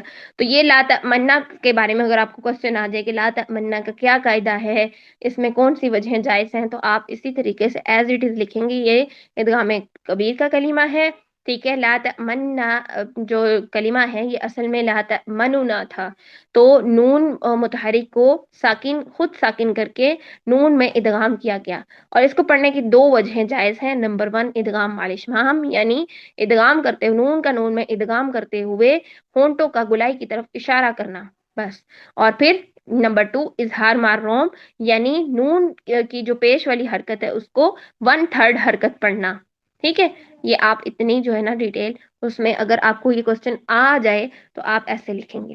اگلا ہے ادغام صغیر کی تعریف، مدغم پہلے سے ساکن ہو اس کو مدغم فی میں داخل کریں، یہ ہے ادغام صغیر، جیسے قد دخلوا، پہلا دال ساکن دوسرا متحرک، تو دونوں جب ایک ساتھ داخل ہوئے تو تشدید ادا ہو گئی دبا کے۔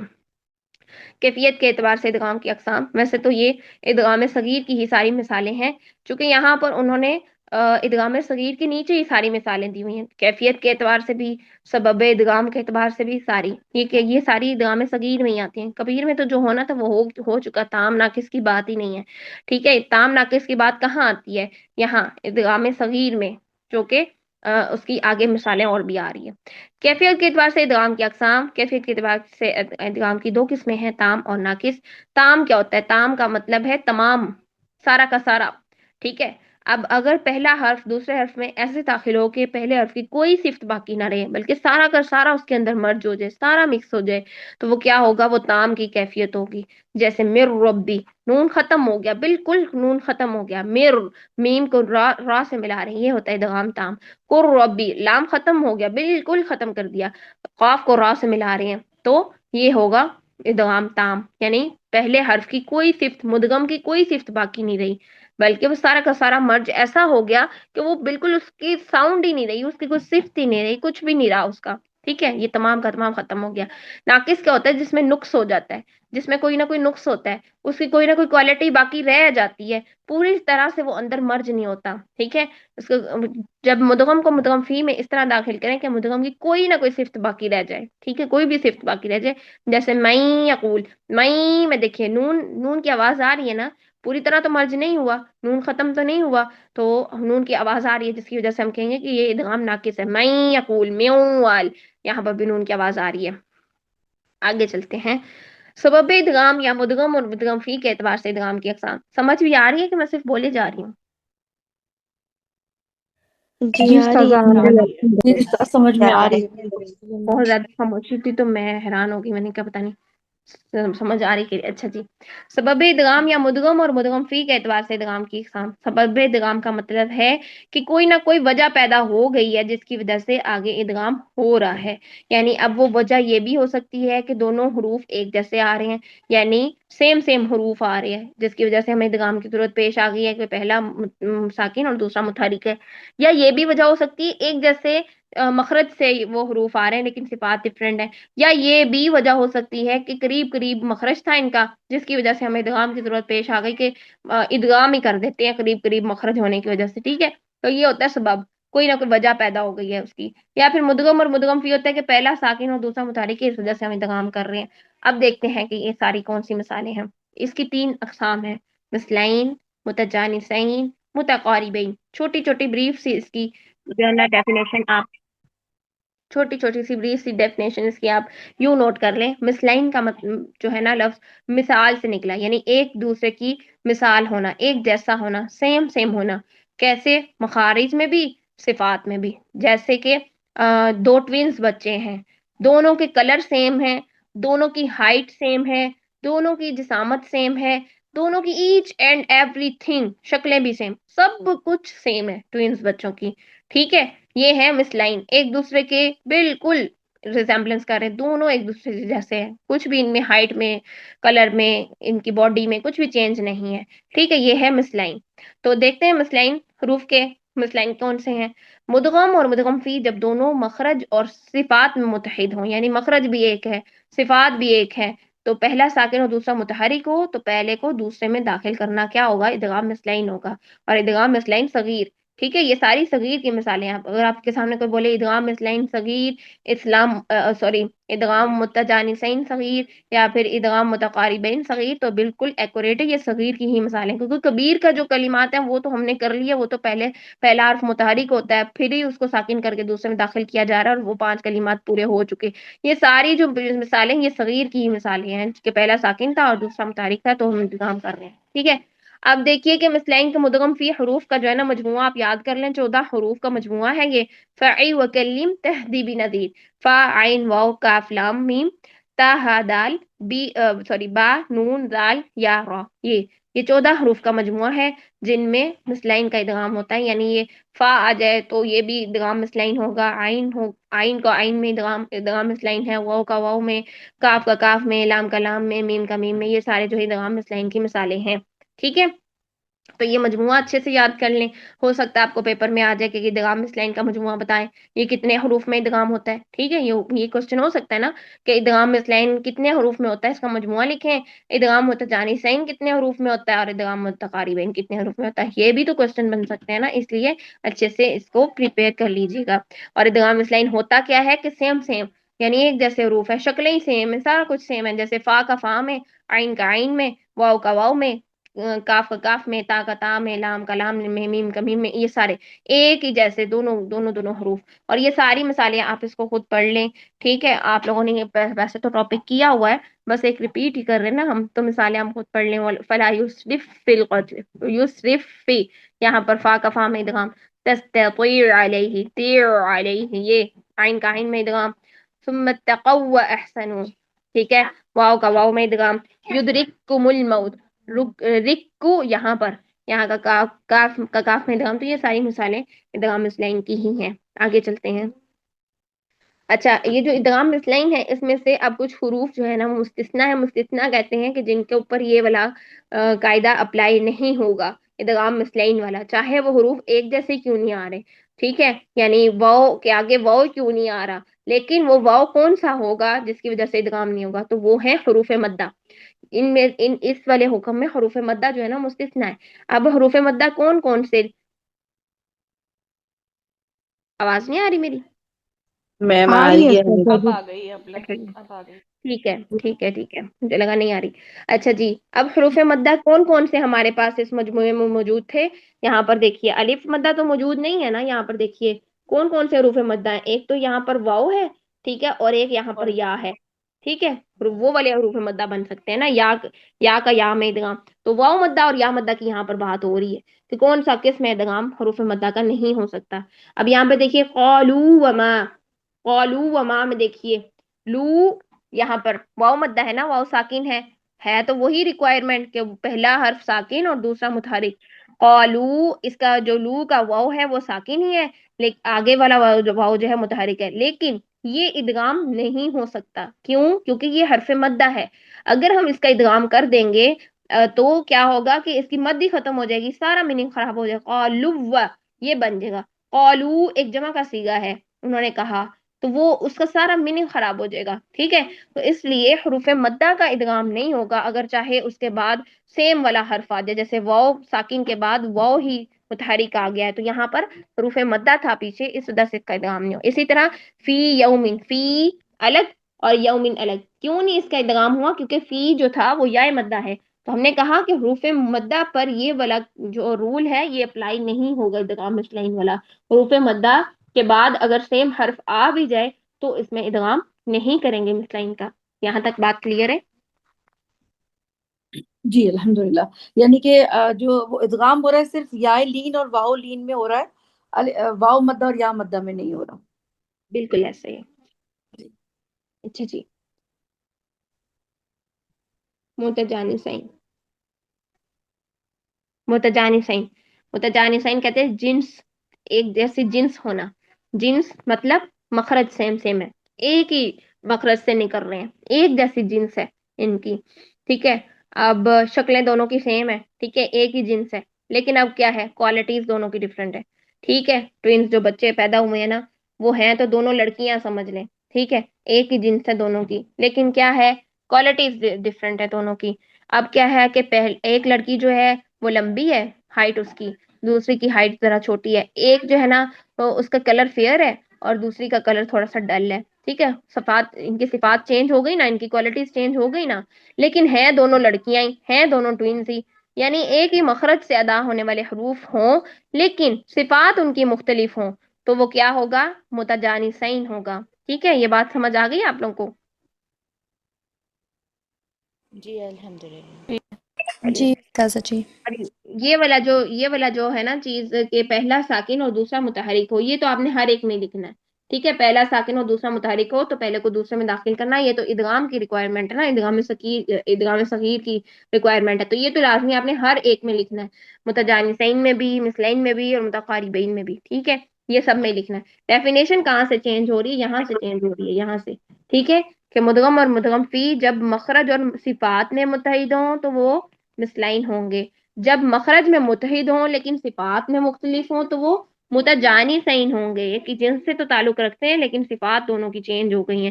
ٹھیک ہے، تو یہ ہوں گے متجانسین. اب متجانسین کے مدغم فی حروف کتنے ہیں، کتنے حروف کے اندر یہ جو ہے نا ان کا ادغام ہوا ہے؟ وہ 7 حروف ہیں جس میں ادغام ہوا ہے. اس میں سے جو 6 حروف ہیں اس میں تام اور ایک میں ناقص کا ادغام ہوا ہے. اب ان کی ترتیب یاد کرنے کا ہم تھوڑا سا پوائنٹس بنا لیتے ہیں کیونکہ ہمیں جو ہے نا ہمارے مائنڈ اتنے شارپ نہیں ہوتے کہ ہمارے مائنڈ جو ہے نا وہ جلدی جلدی چیزوں کو پیپر کے ٹائم پہ ہم ایسے پینک سے ہو جاتے ہیں کہ وہ چیزیں جو اچھی طرح آ بھی رہی ہوتی ہیں وہ بھی بھول جاتی ہیں. تو ہم اس کے لیے تھوڑے سے ہنٹ ریڈی کر لیتے ہیں کہ ہم نے کرنا کیا, متجانسین کے حروف کو ہم کیسے یاد کریں گے. مثلین کا تو ایز اٹ از آپ کو مجموعہ یاد ہی کرنا پڑے گا, لیکن متجانسین کو ہم کیسے یاد کریں گے, کس میں ادغام ہم بھول جاتے ہیں. تو سب سے پہلے آپ نے ایک چیز کو نوٹ کرنا ہے کہ ہم نے حروف نتیریا لے لینے, نتیریا تا دال تو, ٹھیک ہے, یہی 3 حروف ہوتے ہیں نا نتیریا. کیا خیال ہے؟ جی اب یہی اب میری کنورسیشن میں آپ سب لوگ شامل ہوں گے, ٹھیک ہے. تو حروف نتیریا لے لینے, یہ 3 حروف ہیں تا دال تو.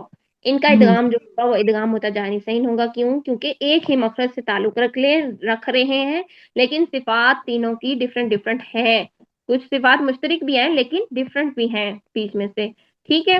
تو اب یہ تا دال اور تو کا آپس میں ادغام کرنا ہے, ہم نے آپس میں ان کو مرج کرنا ہے, داخل کرنا ہے. اب کیا کریں گے ہم, یہ جو پہلے والا تا ہے نا باریک والا, اس کو پکڑ لیتے ہیں.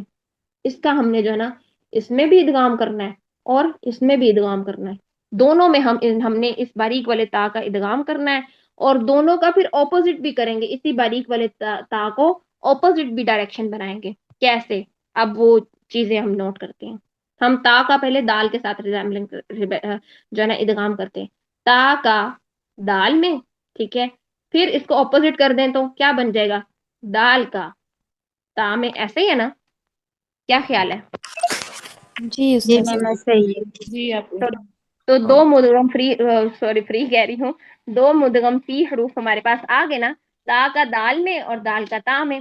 اب ہم نے دوسری بات کیا کہی تھی کہ اس تا ہی کو ہم نے مرج کرنا ہے, تو میں بھی مرج کرنا ہے, اور اس کو بھی ہم ایسے ہی اپوزٹ بنا لیں گے, تا کا تو میں اور تو کا تا میں, ٹھیک ہے.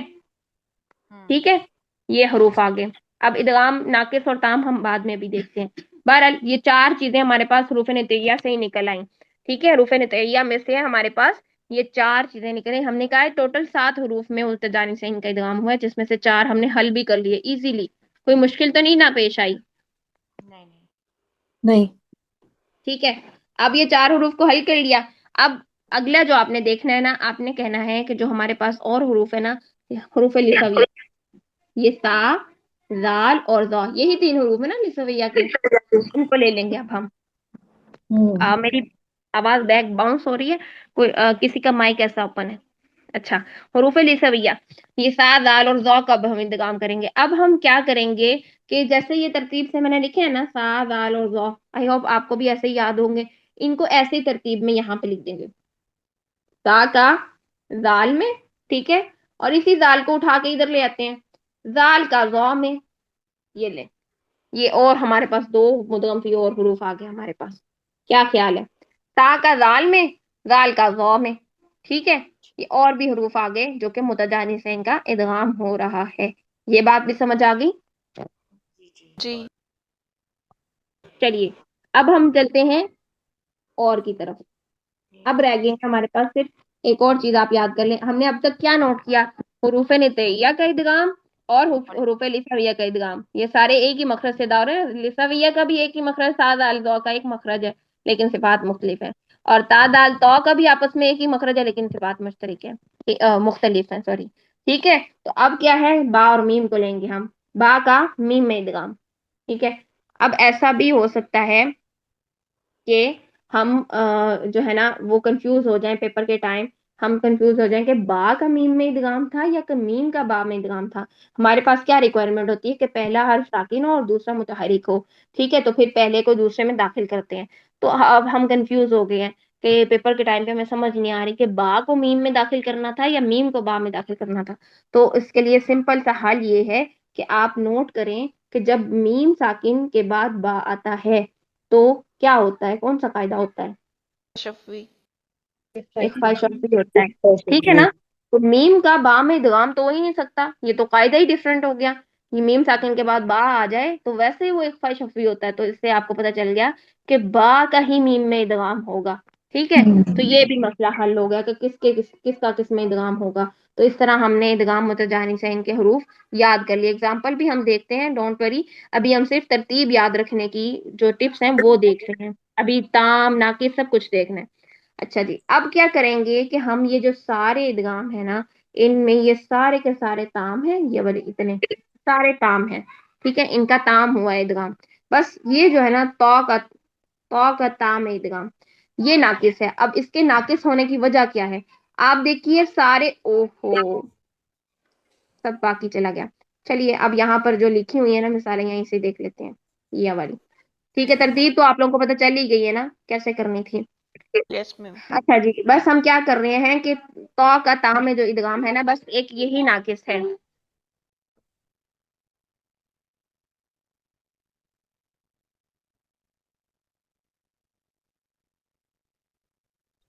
تو کا جب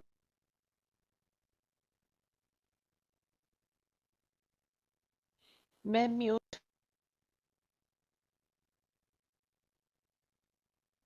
تو کا جب تا میں ادغام کر رہے ہیں تو اس کی وجہ یہ بن رہی ہے ہمارے پاس کہ تو موٹا حرف ہے جس کو ہم نے داخل کرنا ہے باریک تا میں. تو کے اندر ڈبل تفخیم پائی جا رہی ہے، ڈبل لیول کی تفخیم. یہ نہیں کہ سنگل لیول کی تفخیم ہو تو ہم تھوڑا سا کچھ مرج کر ہی لیں. یہ ڈبل موٹا حرف ہے اور تا بیچارہ باریک سا حرف ہے. اب اس کی مثال ہم یوں لے سکتے ہیں، باقی سارے دیکھیں آپ، باقی سارے حروف جو ہے نا یہاں پر باریک حروف ہیں جو آگے ہم مرج ہو رہے ہیں. چاہے زال کا ذو میں بھی ادغام ہو رہا ہے نا باریک کا موٹے میں، تو بھی وہ تام ہی ہو رہا ہے کیونکہ وہ پہلا حرف ختم ہو جاتا ہے. پہلے حرف کی تمام کوالٹیز ختم ہو جائیں، دوسرے حرف میں پوری طرح مرج ہو جائے تو وہ تام ہوتا ہے نا. لیکن اب ایک اگر ہمارے پاس ناقص کی مثال آئی ہے تو وہ کیوں آئی ہے؟ کیونکہ تو میں ڈبل لیول کی تفخیم ہے، استعلابی اطباق کی، اور تا بیچارہ اتنا باریک ہے اس میں ایک بھی نہیں لیول کی تفخیم. تو اب کیا ہوگا، اس کی مثال یوں ہم سمجھیں گے. ایک ہے آپ کے پاس بڑا اور موٹا گلاس، ٹھیک ہے، بڑا سا گلاس ہے آپ کے پاس، ٹھیک،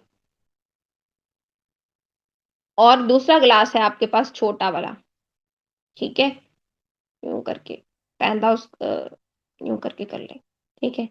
یہ ہے آپ کے پاس چھوٹا والا گلاس، ٹھیک ہے. اب کیا ہے کہ اگر ہم چھوٹے گلاس کو بڑے گلاس میں داخل کرنا چاہیں، کیا یہ اس کے اندر چلا جائے گا، بڑے گلاس میں داخل ہو جائے گا؟ جی جی ہو جائے گا. پورا کا پورا داخل ہو جائے گا نا، چھوٹا گلاس ہمیں نظر ہی نہیں آئے گا. اس کا مطلب ہے کہ یہ والا حرف ہے یہ باریک حرف تھا، یہ والا حرف جو تھا یہ موٹا حرف تھا. باریک حرف کو جب ہم نے موٹے کے اندر داخل کیا تو وہ تو پوری طرح داخل ہو گیا، اس کا تو کچھ بھی حصہ باہر نہیں رہا اور وہ سارا کا سارا مرج ہو گیا. یہ ہو گیا تمام کا تمام اس کے اندر داخل ہو گیا، تو یہ تام بن گیا، ادغام تام بن گیا. لیکن اس کے برعکس اگر ہم چاہیں کہ بڑے گلاس کو ہم نے چھوٹے گلاس میں داخل کرنا ہے، اب یہ جو بڑا گلاس تھا، یہ جو بڑا گلاس تھا، ٹھیک ہے، اس کا چھوٹے گلاس میں ہم نے داخل کرنا ہے. اب اس کا تھوڑا سا پیندا کچھ حصہ اس کے اندر مرج تو ہو جائے گا، لیکن یہ پوری طرح داخل ہوگا اس کے اندر، چھوٹے گلاس میں جائے گا بڑا والا گلاس؟ نہیں. نو میم. نہیں داخل ہو سکتا. اس کا باٹم یعنی چھوٹا یہ نیچے والا، یہ والا جو حصہ ہے، کچھ حصہ اس کے اندر پھنس تو جائے گا اس کے منہ میں، ٹھیک ہے، اس کے اوپر والے حصے میں، لیکن پوری طرح یہ سارا باقی کا حصہ باہر کا باہر ہی رہے گا. کیوں؟ کیونکہ وہ بڑا گلاس ہے، وہ چھوٹے میں نہیں جا سکتا. تو اسی طرح یہ جو حرف ہے نا، یہ موٹا حرف، وہ باریک حرف کے اندر پورا داخل نہیں ہو سکتا. داخل ہونے کی کوشش تو کرے گا لیکن پوری طرح داخل نہیں ہوگا. تو ہم نے ناقص کی کیا مثال پڑھی تھی، کیا جو ہے نا وہ تعریف پڑھی تھی کہ نقص رہ جانا، یعنی پہلے حرف کا دوسرے حرف میں اس طرح داخل ہونا کہ اس کی کوئی نہ کوئی صفت باقی رہ جائے. ٹھیک ہے، اب تو کو جب ہم تا میں داخل کرتے ہیں تو استعلا اور اتباق کی وجہ سے وہ اس کے اندر داخل نہیں ہو سکتا، وہ بہت موٹا ترین حرف ہے، ٹھیک ہے، اور تا بیچارہ باریک حرف ہے. تو موٹا حرف باریک حرف میں اسی طرح داخل نہیں ہو سکتا پوری طرح جس طرح بڑا گلاس چھوٹے گلاس میں داخل نہیں ہو سکتا. یہ مثال سمجھ آ گئی آپ کو کہ ناقص کیوں ہے یہ؟ جی استاذہ. ٹھیک ہے، جی میم. اب پڑھ لیتے ہیں ہم مثالوں کو. ٹھیک ہے، مثالیں پڑھنے سے آپ کو اور زیادہ واضح ہو جائے گا. قالت طائفہ، قالت لت، آپ نے پورا یہ جو تا تھا نا بیچ میں سے غائب ہو گیا. کیوں؟ کیونکہ ہم نے کہا تھا چھوٹا گلاس بڑے گلاس میں پوری طرح مرج ہو جاتا ہے، تو باریک حرف موٹے حرف میں پوری طرح داخل ہو جاتا ہے. تو جب پہلے حرف کو دوسرے حرف میں ایسے داخل کیا جائے کہ پہلا حرف کی کوئی چیز باقی نہ رہے تو وہ تمام کا تمام اس میں داخل ہو جائے تو وہ ادغام تام ہوتا ہے. تو اس طرح تا بالکل بیچ میں سے ختم ہو گیا. اسی طرح تا کا جب دال میں ادغام کریں گے تو کیا ہوگا کہ پہلا حرف ختم ہو جائے گا، دوسرے حرف میں پوری طرح اس قالت دعوا اللہ، یہ مثال بنے گی، ٹھیک ہے. تا جو ہے نا بیچ میں سے وہ بالکل ختم ہو جائے گا، ادغام تام کی مثال ہے. دال کا جب تا میں کریں گے تو اسی طرح دال بھی ختم ہو جائے گا بیچ میں سے. قد تبین، قد تا، دال بالکل ختم، تا کے ساتھ قاف کو ملائیے. دال کا ذو، یعنی ایسا نہیں کرنا کہ پہلا والا ذو موٹا کر دے، سوری باریک کر دیں، اور دوسرا والا جو ذو ہے موٹا کر دیں. تو وہ کیا بن جائے گی کنڈیشن، وہ پہلا والا جو ہے نا وہ زال کی شکل میں بنے گا، اور دوسرا متحرک والا ذو جو ہے وہ موٹا ہو جائے گا. جبکہ ہم نے پڑھا کہ مشدد حرف کا حکم ایک ہی ہوتا ہے، اور یہاں پر چونکہ ادغام ہو رہا ہے، ادغام تام ہوتا ہے، باریک حرف کا موٹے حرف کے اندر پوری طرح مرج ہو جاتا ہے یہ ادغام. تو یہ تام کی مثال ہے. تو ہم زال کو بیچ میں سے ویسے ہی ختم کر دیں گے، ہم زال کو پڑھیں گے ہی نہیں. کیا کریں گے، حمزہ کے ساتھ فوراً ذو کو ملائیں گے، موٹا کریں گے، اِظْظَلَمُوا اِظْظَلَمُوا یہ کریں گے. پھر سا کا دال میں یلحظ ذالک. اچھا یہ جو دو مثالیں نا، سا کا دال میں اور با کا میم میں، اس میں دو وجہ جائز ہیں. اگر تو ہم طریقے شاطبی پڑھ رہے ہیں، شاطبی کے امام شاطبی رحم اللہ کے طریقے سے پڑھ رہے ہیں، تو امام شاطبی رحم اللہ کے نزدیک اس میں صرف ادغام ہی ہوتا ہے، یعنی ادغام تام ہوتا ہے، اظہار نہیں ہو سکتا. ٹھیک ہے، یہ ادغام کی ہی مثالیں، جیسے کہ یلحظ ذالک ہی پڑھیں گے، سا کو نہیں پڑھیں گے، ختم کر دیں گے سا کو. ارکم معنا، با کو ختم کر دیں گے اور میم ہی پڑھیں گے کاف کے ساتھ ملا کے. جبکہ اگر ہم امام جزری رحم اللہ کی مطابق دیکھیں تو امام جزری باقی تمام طریقوں کے مطابق بات کرتے ہیں. ایسا نہیں کہ امام جزری کوئی اپنی طرف سے بات لے آتے ہیں، بلکہ وہ تجوید کے ایک بہت بڑے محقق ہیں. وہ کیا ہے کہ انہوں نے جو ہے نا باقی تمام طریقوں کی جو ہے نا انہوں نے بات کر دی ہے کہ تمام طریقوں کو مد نظر رکھتے ہوئے اس میں ادغام بھی ہو سکتا ہے، اس میں اظہار بھی ہو سکتا ہے. یعنی اور جو روایتیں اور جو طریقے ہیں اس میں اظہار بھی کر سکتے ہیں ہم، ادغام بھی کر سکتے ہیں. ایسا نہیں ہے کہ اس کلمے میں بس ہم ان دو کلمات میں صرف اور صرف ادغام ہی کریں. اس لیے طریقہ جزری کے مطابق اس میں ادغام اور اظہار دونوں جائز ہیں. اور طریقہ جزری سے مراد یہاں پر امام جزری کی تحقیق کردہ باقی جو طریقے ہیں، باقی قراء کے نزدیک جو طریقے ہیں ان کے مطابق رائے انہوں نے لی ہے. ٹھیک ہے، یہ بات سمجھ میں آ گئی؟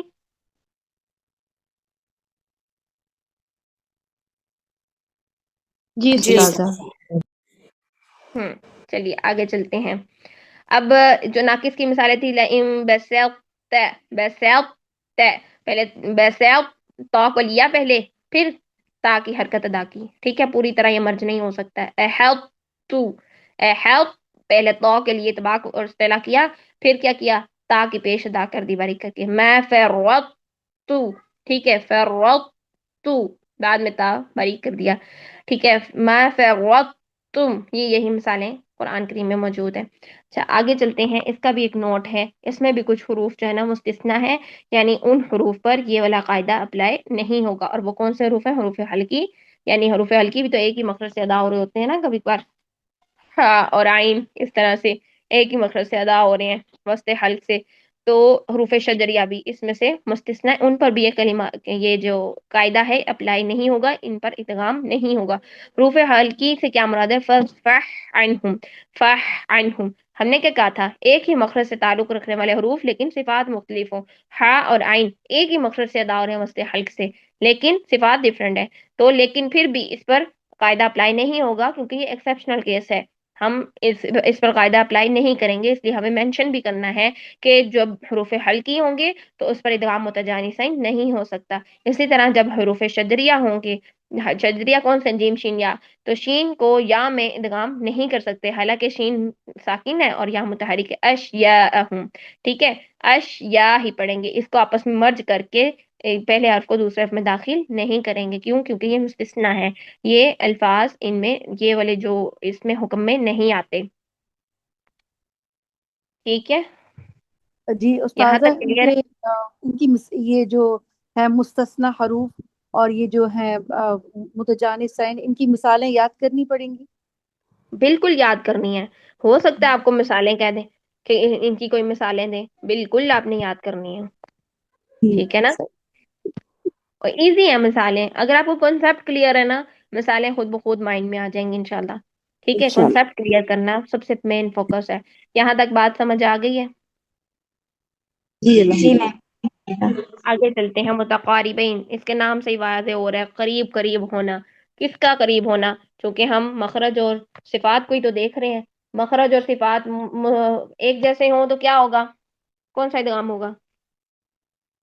مثلین مثلین مخرج اور صفات ایک جیسے ہوتے مثلین مثلین ہوگا، ایک جیسے ہوں گے تو مثلین ہوگا. اگر مخرج سیم ہوں گے، ایک جیسے مخرج ہوں گے لیکن صفات ڈفرنٹ ہوں گی تو کون سا ادغام ہوگا؟ متجانسین. متجانسین. ٹھیک ہے، بارک اللہ فیک. پھر آگے اب چلتے ہیں، قریب قریب مخرج جو ہے نا ان کا مخرج قریب قریب ہے. اب یہاں پر بات ہو رہی ہے قریب المخرج کی، اس کے نام سے ہی واضح ہو رہا ہے متقاربین، قریب سے. تو مدغم اور مدغم فی جب قریب المخرج ہو، پہلا ساکین اور دوسرا متحرک ہو، تو پہلے کو دوسرے میں داخل کرنا کیا ہوگا؟ ادغام متقاربین صغیر ہوگا. ٹھیک ہے، تو اب دیکھتے ہیں وہ مخرج جو قریب قریب والے ہیں وہ کون سے ہیں. مر ربی، مر را، یہ مر ربی، نون اور را ایک دوسرے کے قریب قریب مخرج ہیں. ٹھیک ہے، متقاربین کے مدغم فی حروف کا یہ جو مدغم فی حروف ہے کتنے ہیں؟ 7. ٹوٹل جو ہے نا وہ 7 حروف میں ادغام ہوا ہے. اچھا، یہاں پر جو مثالیں ہیں نا تھوڑی سی یہاں پر گڑبڑ ہے جو کہ آپ نے اس کو ٹھیک کرنا ہے. یہاں پر مثالیں دی گئی ہیں 3 میں تام، جبکہ یہاں پر آپ نے اس کو کراس کر کے لکھنا ہے 4 میں تام ہوا ہے، 4 میں تام ادغام ہے. ٹھیک ہے، 2 میں ناقص اور 1 میں مختلف فی ہے. بس یہ تھوڑی سی آپ ایڈیشن کریں گے تو اس کو میں بتاتی ہوں 4 میں ادغام تام کیسے ہوا ہے. اچھا 4 میں ادغام تام ہوگا، ٹھیک ہے. ادغام تام 4 میں ہوا ہے. اچھا، دوسری بات یہ کہ آپ نے یہ جو ادغام متقاربین ہے نا اس کو نوٹ کر لینا ہے. جیسے ہم نے متجانسین کے حروف نکال لیے تھے نا کہ حروف نطعیہ، حروف لثویہ اور بارمی، یہ ان کو ہم نے آپس میں پھر ہم نے وہ ترتیب بنا لی تھی کہ کیسے ہم نے ان کی مثالیں یاد، وہ جو ہے نا ترتیب یاد کر لینی مدغم فی حروف کی. اسی طرح آپ متقاربین کی بھی ترتیب بنا لیجئے. آپ نے پڑھا ہوگا نون ساکن اور تنوین کا جو ادغام ہوتا ہے، ادغام مال غنہ، ادغام بلا غنہ، وہ کتنے حروف میں ہوتا ہے؟ نون ساکن اور تنوین کا ادغام کتنے حروف میں، کون سے حروف میں ہوتا ہے بتائیے؟ یرملون ہے. یرملون میں دو ہوتا ہے. دو میں بلا غنہ ہوتا ہے اور 3 میں ہاں جی، مال غنہ ہوتا ہے. 2 میں بلا غنہ ہوتا ہے نا، اور جو باقی کے ہیں 4 ان میں کیا ہوتا ہے؟ مال غنہ ہوتا ہے. یہ یومن میں مال غنہ ہوتا ہے اور لام اور رام میں بلا غنہ ہوتا ہے. ایسے ہی ہے نا؟ یہ جو مثالیں ہیں ادغام متقاربین کی، یہ دیکھیں آپ کے اس میں ساری کی سارے مثالیں یرملو کی دی گئی ہیں. اب اگر نون کا نون میں کہیں نا، نون ساکن کا نون میں ادغام، تو وہ کس میں جائے گا مجھے بتائیے ذرا. مثلین میں. مثلین یہ تو مثلین چلا گیا مس لائن میں، اس کو تو ہم نے کاٹ دیا بھائی. یہاں سے اس مجموعے میں سے نون تو ہم نے کاٹ دیا، باقی ہمارے پاس بچ گئے ہیں 4 حروف. ٹھیک ہے، یا را، 5 حروف، یا را میم لام واو، یہ بچ گئے ہیں. اب کیا کریں گے؟ اس کو ریز کر دیتے کیونکہ اس میں سے نون جو ہے نا وہ ختم ہو چکا ہے. اب ہمارے پاس یہ ملو بچ گئے. آپ نے کیا کہا؟ آپ نے کہا کہ نون ساکن کے بعد جب لام اور را آتے ہیں تو وہ کیا ہوتا ہے؟ بلا غنہ. بلا غنہ ہوتا ہے. یہی کہا نا آپ نے. بلا غنہ کا کیا مطلب ہے؟ کہ نون ختم ہو جائے گا، ایسا ہی مطلب ہے نا، نون جی نہیں پڑا جائے گا. ٹھیک ہے، جی اس کا مطلب ہے کہ اگر پہلا حرف دوسرے حرف میں اس طرح داخل ہو کہ پہلے حرف کی کوئی صفت باقی نہ رہے، وہ پڑھا ہی نہیں جا رہا، تمام کا تمام ختم ہو گیا ہے، وہ کون سا ادغام ہوتا ہے؟ تام. تام. تام ہوتا ہے. تو اس کا مطلب ہے کہ اگر نون ساکن کے بعد لام آ جائے اور نون ساکن کے بعد را آ جائے تو وہ کیا ہوگا؟ ادغام تام کی مثالیں ہوں گی. ٹھیک ہے نا؟ کلیئر ہو گیا کہ نون جی ساکن کا جو ہم ادغام کر رہے تھے نا بلا غنہ والا، اس کو ہم تام کی مثالوں میں ایڈ کر دیں گے. اس کو ایک دفعہ دوبارہ ریپیٹ کر دیجیے پلیز. کہاں سے ریپیٹ کروں؟ میں نے تو اتنا لمبا چوڑا اس کو. یہ نون والا جو ہے نا، نون کے بعد جو یرملون والا جو ہو رہا ہے. اچھا مجھے بتائیے کہ نون ساکن کا ادغام کتنے حروف میں ہوتا ہے؟ 6 حروف میں. مجموعہ یرملون ہے نا. یرملون. 5 ہے. یرملون میں سے 5 ہے. 6 ہیں. اچھا یرملون چلو میں سے نون ٹھیک ہے، صحیح ساکن ہے. کا نون میں ادغام ہوگا تو وہ کیا ہوگا یہاں پر؟ نون ساکن کا نون میں اگر ادغام ہوگا تو وہ مثلین ہو جائے گا. بس لائن ہو جائے گا. اس کا مطلب یرملو بچ گیا، باقی جی. ہمارے پاس یہ بچ گیا. اچھا اب اس اچھا میں سے اچھا. لام اور را کو دیکھیں. ادغام بلا غنہ کس میں ہوتا ہے؟ نو اور لام اور را میں. ٹھیک ہے، یعنی ادغام بلا غنہ کا کیا مطلب ہوتا ہے؟ کہ نون پڑھا نہیں جا رہا، ایسے ہی مطلب ہوتا جی، ہے.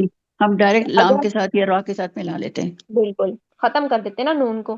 تو اگر جی پہلے بالکل. حرف کی کوئی کوالٹی باقی نہ رہے مدغم ہوتے ہوئے، ٹھیک ہے، مدغم کی کوئی کوالٹی مدغم فی میں داخل ہوتے وقت باقی نہ رہے، تمام کا تمام اس میں داخل ہو جائے، کون سا ادغام ہوتا ہے؟ تام یا ناقص؟ تام. ताम होता है। इसका मतलब है कि जो नून के बाद, नून साकिन के बाद लाम और रा हमने बिला गुन्ना किए थे ना, उनमें इदगाम ताम हो रहा है। ये ताम की मिसालें हैं मुतकारिबैन में। जी ठीक ठीक है, सही है। ठीक हो गया। जी अच्छा जी, इसके अलावा लाम रा को भी हल करते हैं अभी, पहले हम बाकी चीजों में चले जाते हैं। फिर हमारे पास बच जाते हैं यरमलू में से रा और लाम तो निकल गए। अब क्या बचता है हमारे पास? वाव बच रहा है, या बच रहा है, मीम बच रहा है, ये बच रहा है। ठीक है, ये चीजें बच रही है हमारे पास। अच्छा, अब आपने जब इदगाम करना है तो इन दो में जब आप इदगाम करते हैं तो इदगाम माल गुन्ना हो रहा होता है ना। कैसे? मई यकूल, ऐसा ही है। फिर मेवाल, मेवाल, मई यकूल। ठीक है, ये नून की आवाज 50% अगले हर्फ में मर्ज हो रही है, इदगाम माल गुन्ना। इसका मतलब है कि नून की कोई ना कोई सिफ्त बाकी रह रही है ना गुन्ना वाली। तो अगर कोई सिफ्त बाकी रह जाए मुदगम की, पूरी तरह से वो अगले हर्फ में दाखिल ना हो पाए, वो ताम होता है या नाकिस? नाकिस। नाकिस। नाकिस होता है ना। तो नून का जब वाव में इदगाम होगा और नून का जब या में इदगाम होगा तो क्या होगा? नाकिस होगा। ठीक है, और नाकिस की मिसालों में चला जाएगा मुतकारिबैन की। हम किसको हल कर रहे हैं? अभी तक हमने किसको हल किया? यरमलून को ही हल किया ना, जिसमें से नून तो वैसे ही निकाल दिया था, इसमें सिलाई में डाल दिया। बाकियों को हमने हल किया उसी के इदगाम माल गुन्ना और बिला गुन्ना के टॉपिक को रख के। ठीक है, यहाँ तक समझ है आपको? जी। जी। जी उस्ताजा, अल्हम्दुलिल्लाह। अब बात करते हैं मीम की। जो यरमलून वाले जो वर्ड थे उसमें से मीम बाकी बच गया। तो आप इसकी अदायगी करके देखिए। जब नून का मीम में इदगाम करते हैं तो मिम माल, मीम को मीम मीम से मिला रही है ना, नून तो नहीं अदा हो रहा। मिम गुन्ना तो हो रहा है, वो किसका गुन्ना हो रहा है? वो तो गुन्ना हो रहा है मीम का। ठीक है ना, मिम माल, वो तो मीम का गुन्ना हो रहा है। इसी तरह मिम माइन, ये मीम का ही गुन्ना हो रहा है। तो क्या हो रहा है? ये इदगाम ताम समझ आ रही है कि नाकिस समझ आ रही है? क्या समझ आ रही है आपको? ताम। ताम। ताम समझ आ रही है ताम। ना। इसका मतलब है कि नून का मीम में जब इदगाम होगा तो वो ताम के बीच में ऐड करेंगे हम। ये यहां से निकाल दें मुख्तलिफ फी में, ये नहीं लिखा जाना यहाँ पर, ये गलती है बुक में। ठीक है, तो इदगाम ताम होगा। नून का मीम में इदगाम क्या होगा?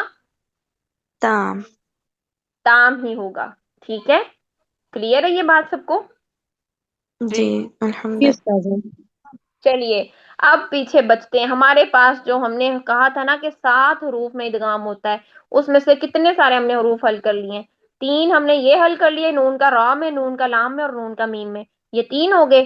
2 हमने हल कर लिए, नून का वाव में और नून का या में नाकिस। 5 हो गए, पीछे 2 बच गए। अब इन 2 को आप अलहदा से याद कर लें। लाम का जब हम रा में इदगाम करते हैं, करीबुल मखरज है ना, ये भी लाम और रा एक दूसरे के करीब करीब है। लाम में क्या होता है? जब हम जिन कुर्रा के नजदीक हरूफ के जो मखारिज हैं वो 17 हैं, तो वो क्या करते हैं? लाम, नून और रा को अलग अलग मखरज कंसिडर करते हैं। ठीक है ना। ये बहुत लंबा एक टॉपिक है, इसको यहाँ पर खोलने की जरूरत नहीं है, मैं वरना क्लास और भी ज्यादा लंबी हो जाएगी। ये टाइम पहले ही काफी हो चुका है। तो ये चीजें आपको मालूम है कि कुछ कुर्रा के नजदीक मखारिज की तादाद 17 है, कुछ के नजदीक 16 और कुछ के नजदीक 14 है। जिनके नजदीक 17 है वो लाम, नून और रा को अलग अलग मखरज कंसिडर करते हैं। लाम के मखरज में दांतों का डिफरेंस करके और अदना हाफा को यूज करते हैं। क्या कहते हैं कि लाम के मखरज में क्या होता है? तरफुल लिसान सनाया, रबाई, अनियाब और दाहिक के मसूड़ों से लगती है, और अदना हाफा भी जुबान का शामिल होता है। ये लाम का मखरज बनाते हैं। तो 8 दांत यूज करते हैं। नून के मखरज के लिए वो क्या कहते हैं कि तरफुल लिसान सनाया, रबाई और अनियाब के मसूड़ों से लगती है। यानी इसमें 6 दांत यूज कर लिए है, तो करीबुल मखरज करीब करीब हो गए ना। उसमें 8 दांत थे, उसमें 6 दांत थे, करीब करीब हो गए। फिर रॉ के मखरज के लिए क्या करते हैं? वो कहते हैं सनाया और रबाई के मसूड़ों से लगता है, और पुश्त जबान भी इसमें शामिल होती है, ज़ारुल लिसान। ठीक है, तो इससे वो इसका डिफरेंस कर देते हैं। तो इसका मतलब है कि लाम में उन्होंने 8 दांतों का यूज किया, नून में उन्होंने 6 दांतों का यूज किया, और रा में उन्होंने 4 दांतों का यूज किया, जिससे उन्होंने इनको अलग अलग करके मखरज 1 2 3 बना के, अलग अलग मखारिज बना के करीबुल मखरज करार दे दिया। ठीक है, तो इस तरह ये तीनों एक दूसरे के करीब करीब मखरज हैं। तो लाम और रा भी चूंकि एक दूसरे के करीब मखरज हैं, तो जब लाम का रा में इदगाम होता है तो हम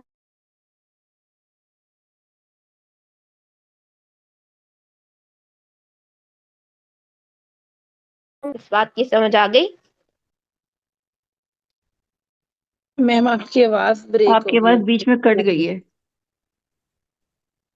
कौन सी बात समझ में आई है? अभी आपको कितनी बात समझ में आई है? ابھی آپ یہ کہہ رہی تھی نا کہ لام کا جب را میں ہوتا ہے تو یہاں سے آواز کٹ گئی آپ کی پھر. تو وہ تام ہوتا ہے، بس سمپل یہ بات ہے. لام کا جب را اچھا میں ادغام ہوتا ہے تو ہم کیا پڑھتے ہیں؟ قر ربی پڑھتے ہیں، بر جی ربکم پڑھتے ہیں، بل ربکم اور کل ربی تو نہیں نہ پڑھتے. اس کا مطلب ہے کہ یہاں پر ادغام تام ہوتا ہے. قر ربی بر ربکم، لام بالکل ختم ہو جاتا ہے، تمام کا تمام اگلے حرف میں داخل ہو گیا، اس کی کوئی صفت باقی نہیں رہی، تو اس کا مطلب ہے کہ یہ ادغام تام ہوا. لام کا را میں ادغام تام ہوتا ہے. بات سمجھ آ گئی اتنی؟ جی آگے دیکھتے ہیں قاف کا کاف میں ادغام. اب یہ جو موٹے والے قاف کا کاف میں ادغام ہے نا، اس کے بارے میں مختلف فی، یعنی مختلف فی کا مطلب ہے مختلف قسم کی رائے ہیں اس کے اندر. ٹھیک ہے، مختلف رائے ہیں قرا کی.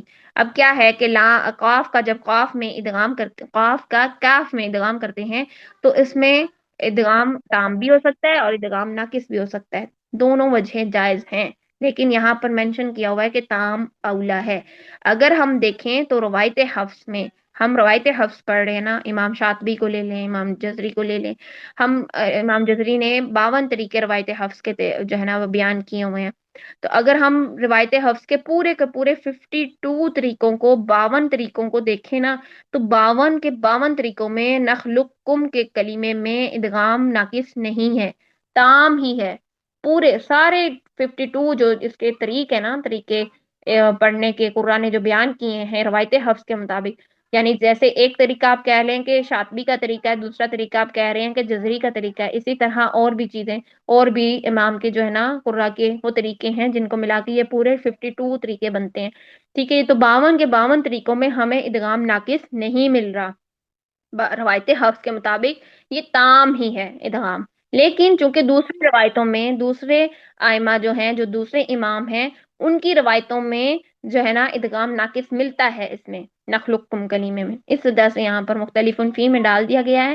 حالانکہ اگر ہم روایت حفص پڑھ رہے ہیں تو یہ نخلقکم کلیمہ مختلف فی میں نہیں جائے گا بلکہ تام میں جانا چاہیے. لیکن چلیں یہاں پر ایک رائے پیش کر دی ہے کہ ادغام آپ کو پتا ہونا چاہیے کہ ناقص بھی ہوتا ہے اس میں اور تام بھی ہوتا ہے، لیکن ساتھ ہی ساتھ آپ کو یہ بھی پتا ہونا چاہیے کہ تام ہی ہوتا ہے روایت حفص میں، اگر ہم روایت حفص کو لے رہے ہیں. اسی وجہ سے یہاں پہ مینشن کر دیا گیا کہ تام اولا ہے، کہ تام ہی بیسٹ ہے. تو بیسٹ کا مطلب یہی کہ روایت حفص میں ہے ہی تام. ٹھیک، چلیں آگے چلتے ہیں نوٹ کی طرف. یہاں پر بھی کچھ حروف جو ہے نا مستثنا ہے. اب وہ کون سے حروف مستثنا ہے؟ حروف حلقی. حروف حلقی کسی اور میں بھی مستثنا تھے، یاد ہے آپ کو کس میں تھے؟ متجانسان. متجانسین. متجانسین میں. ٹھیک ہے، مثلین متجانسین مدہ تھے. مثلین میں تو حروف مدہ ہے، متجانسین میں ہے حروف حلقی مستثنا. اسی طرح یہاں پر مختلف کہہ رہی ہوں، ادغام متقاربین میں بھی حروف جو حلقی ہیں یہ مستثنا ہے. کیسے؟ فسبحو، بحو، یہ ہا اور ہا اقصا حلق سے، اور سوری وسط حلق سے، اور ہا اقصا حلق سے. تو وسط حلق والا جو ہا ہے اس کو اقصا حلق میں مکس اپ نہیں کرنا، ادغام نہیں کرنا. حروف حلقی اس سے مستثنا ہے. اسی طرح حروف حلقی کا جو غین ہے وہ قاف کے قریب قریب ہے. حروف حلقی کا جو غین ہے نا یہ قاف کے مخرج کے قریب قریب ہے، قریب المخرج بن گئے ہیں نا. تو یہ حروف حلقی والا غین قاف کے اندر مرج نہیں کرنا. لا تزغ قلوبنا، تزغ الگ، قلوبنا قاف الگ، ان کو آپس میں مرج کر کے ادغام نہیں بنانا. تو حروف حلقی اس والے ادغام کی، ادغام متقاربین سے کے قاعدے سے مستثنا ہے، اس میں یہ رول اپلائی نہیں ہوگا. تو یہ تھا ہمارا سارا کا سارا ادغام کا ٹاپک. اس کو ایک دفعہ میں آپ لوگوں سے کوسچن کر لیتی ہوں، ذرا الرٹ ہو کے بیٹھ جائیے اپنی نیندیں شیندیں اڑا کے. ٹھیک ہے، چلیے ایک تھورلی میں آپ لوگوں سے کوسچننگ کر لیتی ہوں ادغام کے بارے میں. جی بتائیے ادغام کبیر میں پہلا حرف اور دوسرے حرف کا کیا تعلق ہوتا ہے؟ دونوں متحرک ہوتے ہیں. دونوں متحرک ہوتے ہیں، مدغم بھی اور مدغم فی بھی دونوں متحرک ہیں. متحرک ہوتے ہیں. اور پہلے مدغم کو کیا کہتے مدغم جو متحرک ہوتا ہے اس کو ساکن کر کے مدغم فی میں داخل کیا جاتا ہے. ہیں؟ شاباش. لا تمنا کے دو وجہیں کون سی جائز ہیں؟ ادغام مال ادغام اور اظہار مال روم. روم. سب لوگ آنسر دیں نا، ایسے مجھے لگ رہا ہے کہ صرف 2-3 لوگوں کو سمجھ آئیے بس. اچھا جی، اس کے علاوہ ادغام صغیر کیسے ہوتا ہے؟ کیا قاعدہ ہے اس کا؟ مدغم مدغم جو ہے وہ ساکن ہوتا ہے اور ساکن مدغم مدغم متحرک پہلے سے متحرک ساکن ہوتا ہے. ہوتا ہے تو اس کو اور مدغم فی میں مدغم داخل اس کرتے کو ہیں. مدغم فی میں داخل کیا جاتا ہے.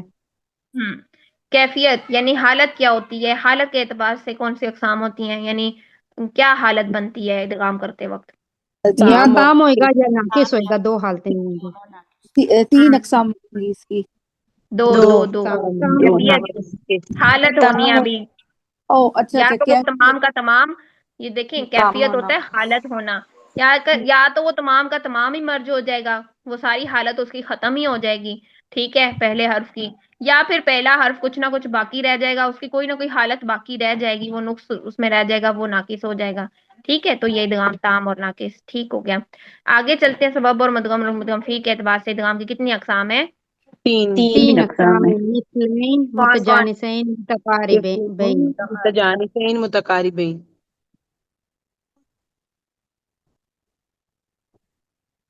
ठीक है, मिसलाइन का क्या मतलब हुआ।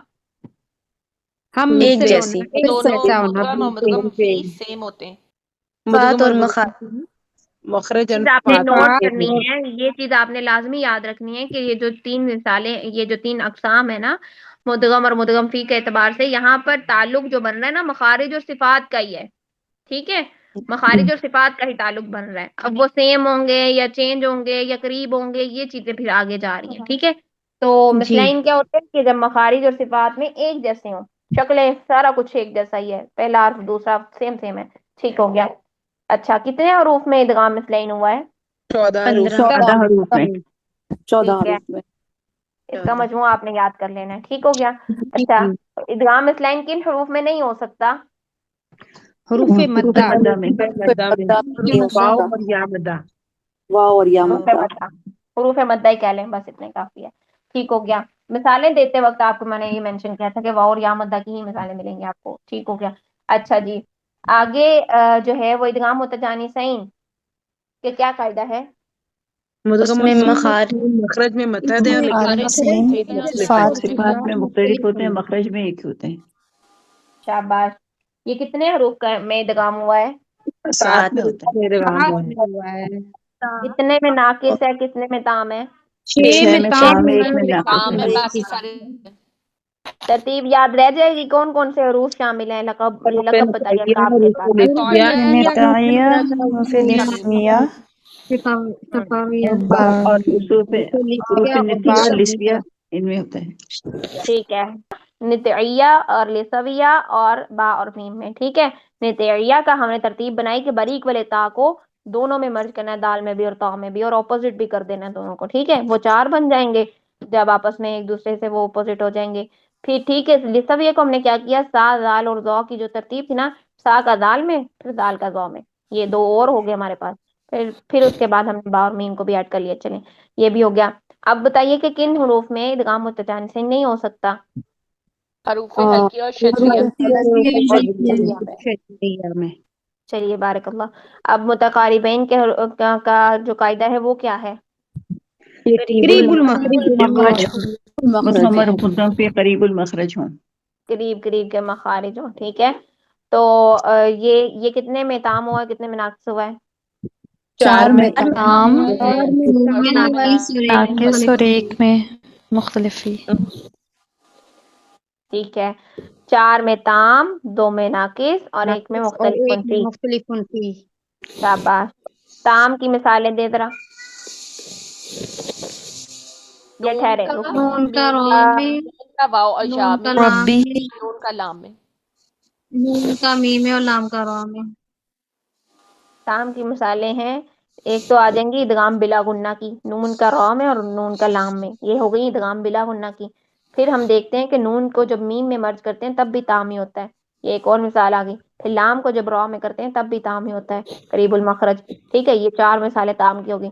फिर हम देखते हैं कि यरमलून में से जो इदगाम मालगुन्ना होता है, दो में जो नाकिस होता है, नून का वाव में और नून का या में, ये इदगाम नाकिस हो जाएगा। मुख्तलिफुन फी की मिसाल है वो कौफ और काफ की है, लेकिन ताम अवला है, ठीक है। इस तरह से आप इसकी तरतीब याद रख सकते हैं। इससे कौन से हरूफ जो है मुस्तिस्ना है। हरूफ हल्की। हरूफ हल्की इससे मुस्तिस्ना है। यहाँ पर ये इन हरूफ हल्की अगर आ जाए, करीबुल मखरज भी हो चाहे, जैसे गैन और खौफ करीबुल मखरज है, इनका इदगाम आपस में नहीं करना। हा और हा करीबुल मखरज है, इदगाम आपस में नहीं करना। باقی رہی بات اس کی یہ جو ہے نون لام اور را کی، یہ کچھ قرا کے نزدیک، جن کے نزدیک مخارج کی تعداد 14 ہے نا، انہوں نے ایک ہی مخرج کو شمار کیا ہوا ہے، تو وہ وہاں پر جی چلے جی جائیں گے متجانسین میں، کیونکہ مخرج سیم ہو جائے گا، صفات مختلف ہو جائیں گی، تو پھر نون اور لام اور را، ان میں جو بھی ادغام ہوں گے انہوں نے اس کو متجانسین میں بیان کیا ہوا ہوگا۔ اگر آپ کو کہیں پہ مل جائے کہ نون لام اور را کا جو آپس میں ادغام ہو رہے ہیں، جیسے نون کا را میں، نون کا لام میں، لام کا را میں، یہ جو ادغام ہے آپ کو اگر مل جائیں کہیں پر کہ متجانسین میں لکھے ہوئے ہیں، تو اس میں گھبرانا نہیں ہے۔ متجانسین میں اس لیے لکھے ہوئے ہیں کہ انہوں نے لام نون را کو ایک مخرج کنسیڈر کیا، تو پھر اس کی ڈیفینیشن بنی متجانسین کی کہ مخرج ایک ہے، صفات مختلف ہیں، اس لیے انہوں نے پھر متجانسین میں اس کو ایڈ کر دیا۔ ٹھیک ہے، تو یہ چیز تھوڑی سی میں نے بریفلی جی ایکسپلین کرنی تھی آپ کو۔ چلیے، اچھا ہمارا تو ٹاپک بھی کمپلیٹ ہو گیا، سلیبس بھی کمپلیٹ ہو گیا، دعا پڑھ لیتے ہیں۔ سبحانک اللہم و بحمدک، نشہد ان لا الہ الا انت، نستغفرک و نتوب الیک۔ امید ہے انشاءاللہ آپ لوگوں کا پیپر کی تیاری بہت اچھی ہوگی انشاءاللہ۔ انشاءاللہ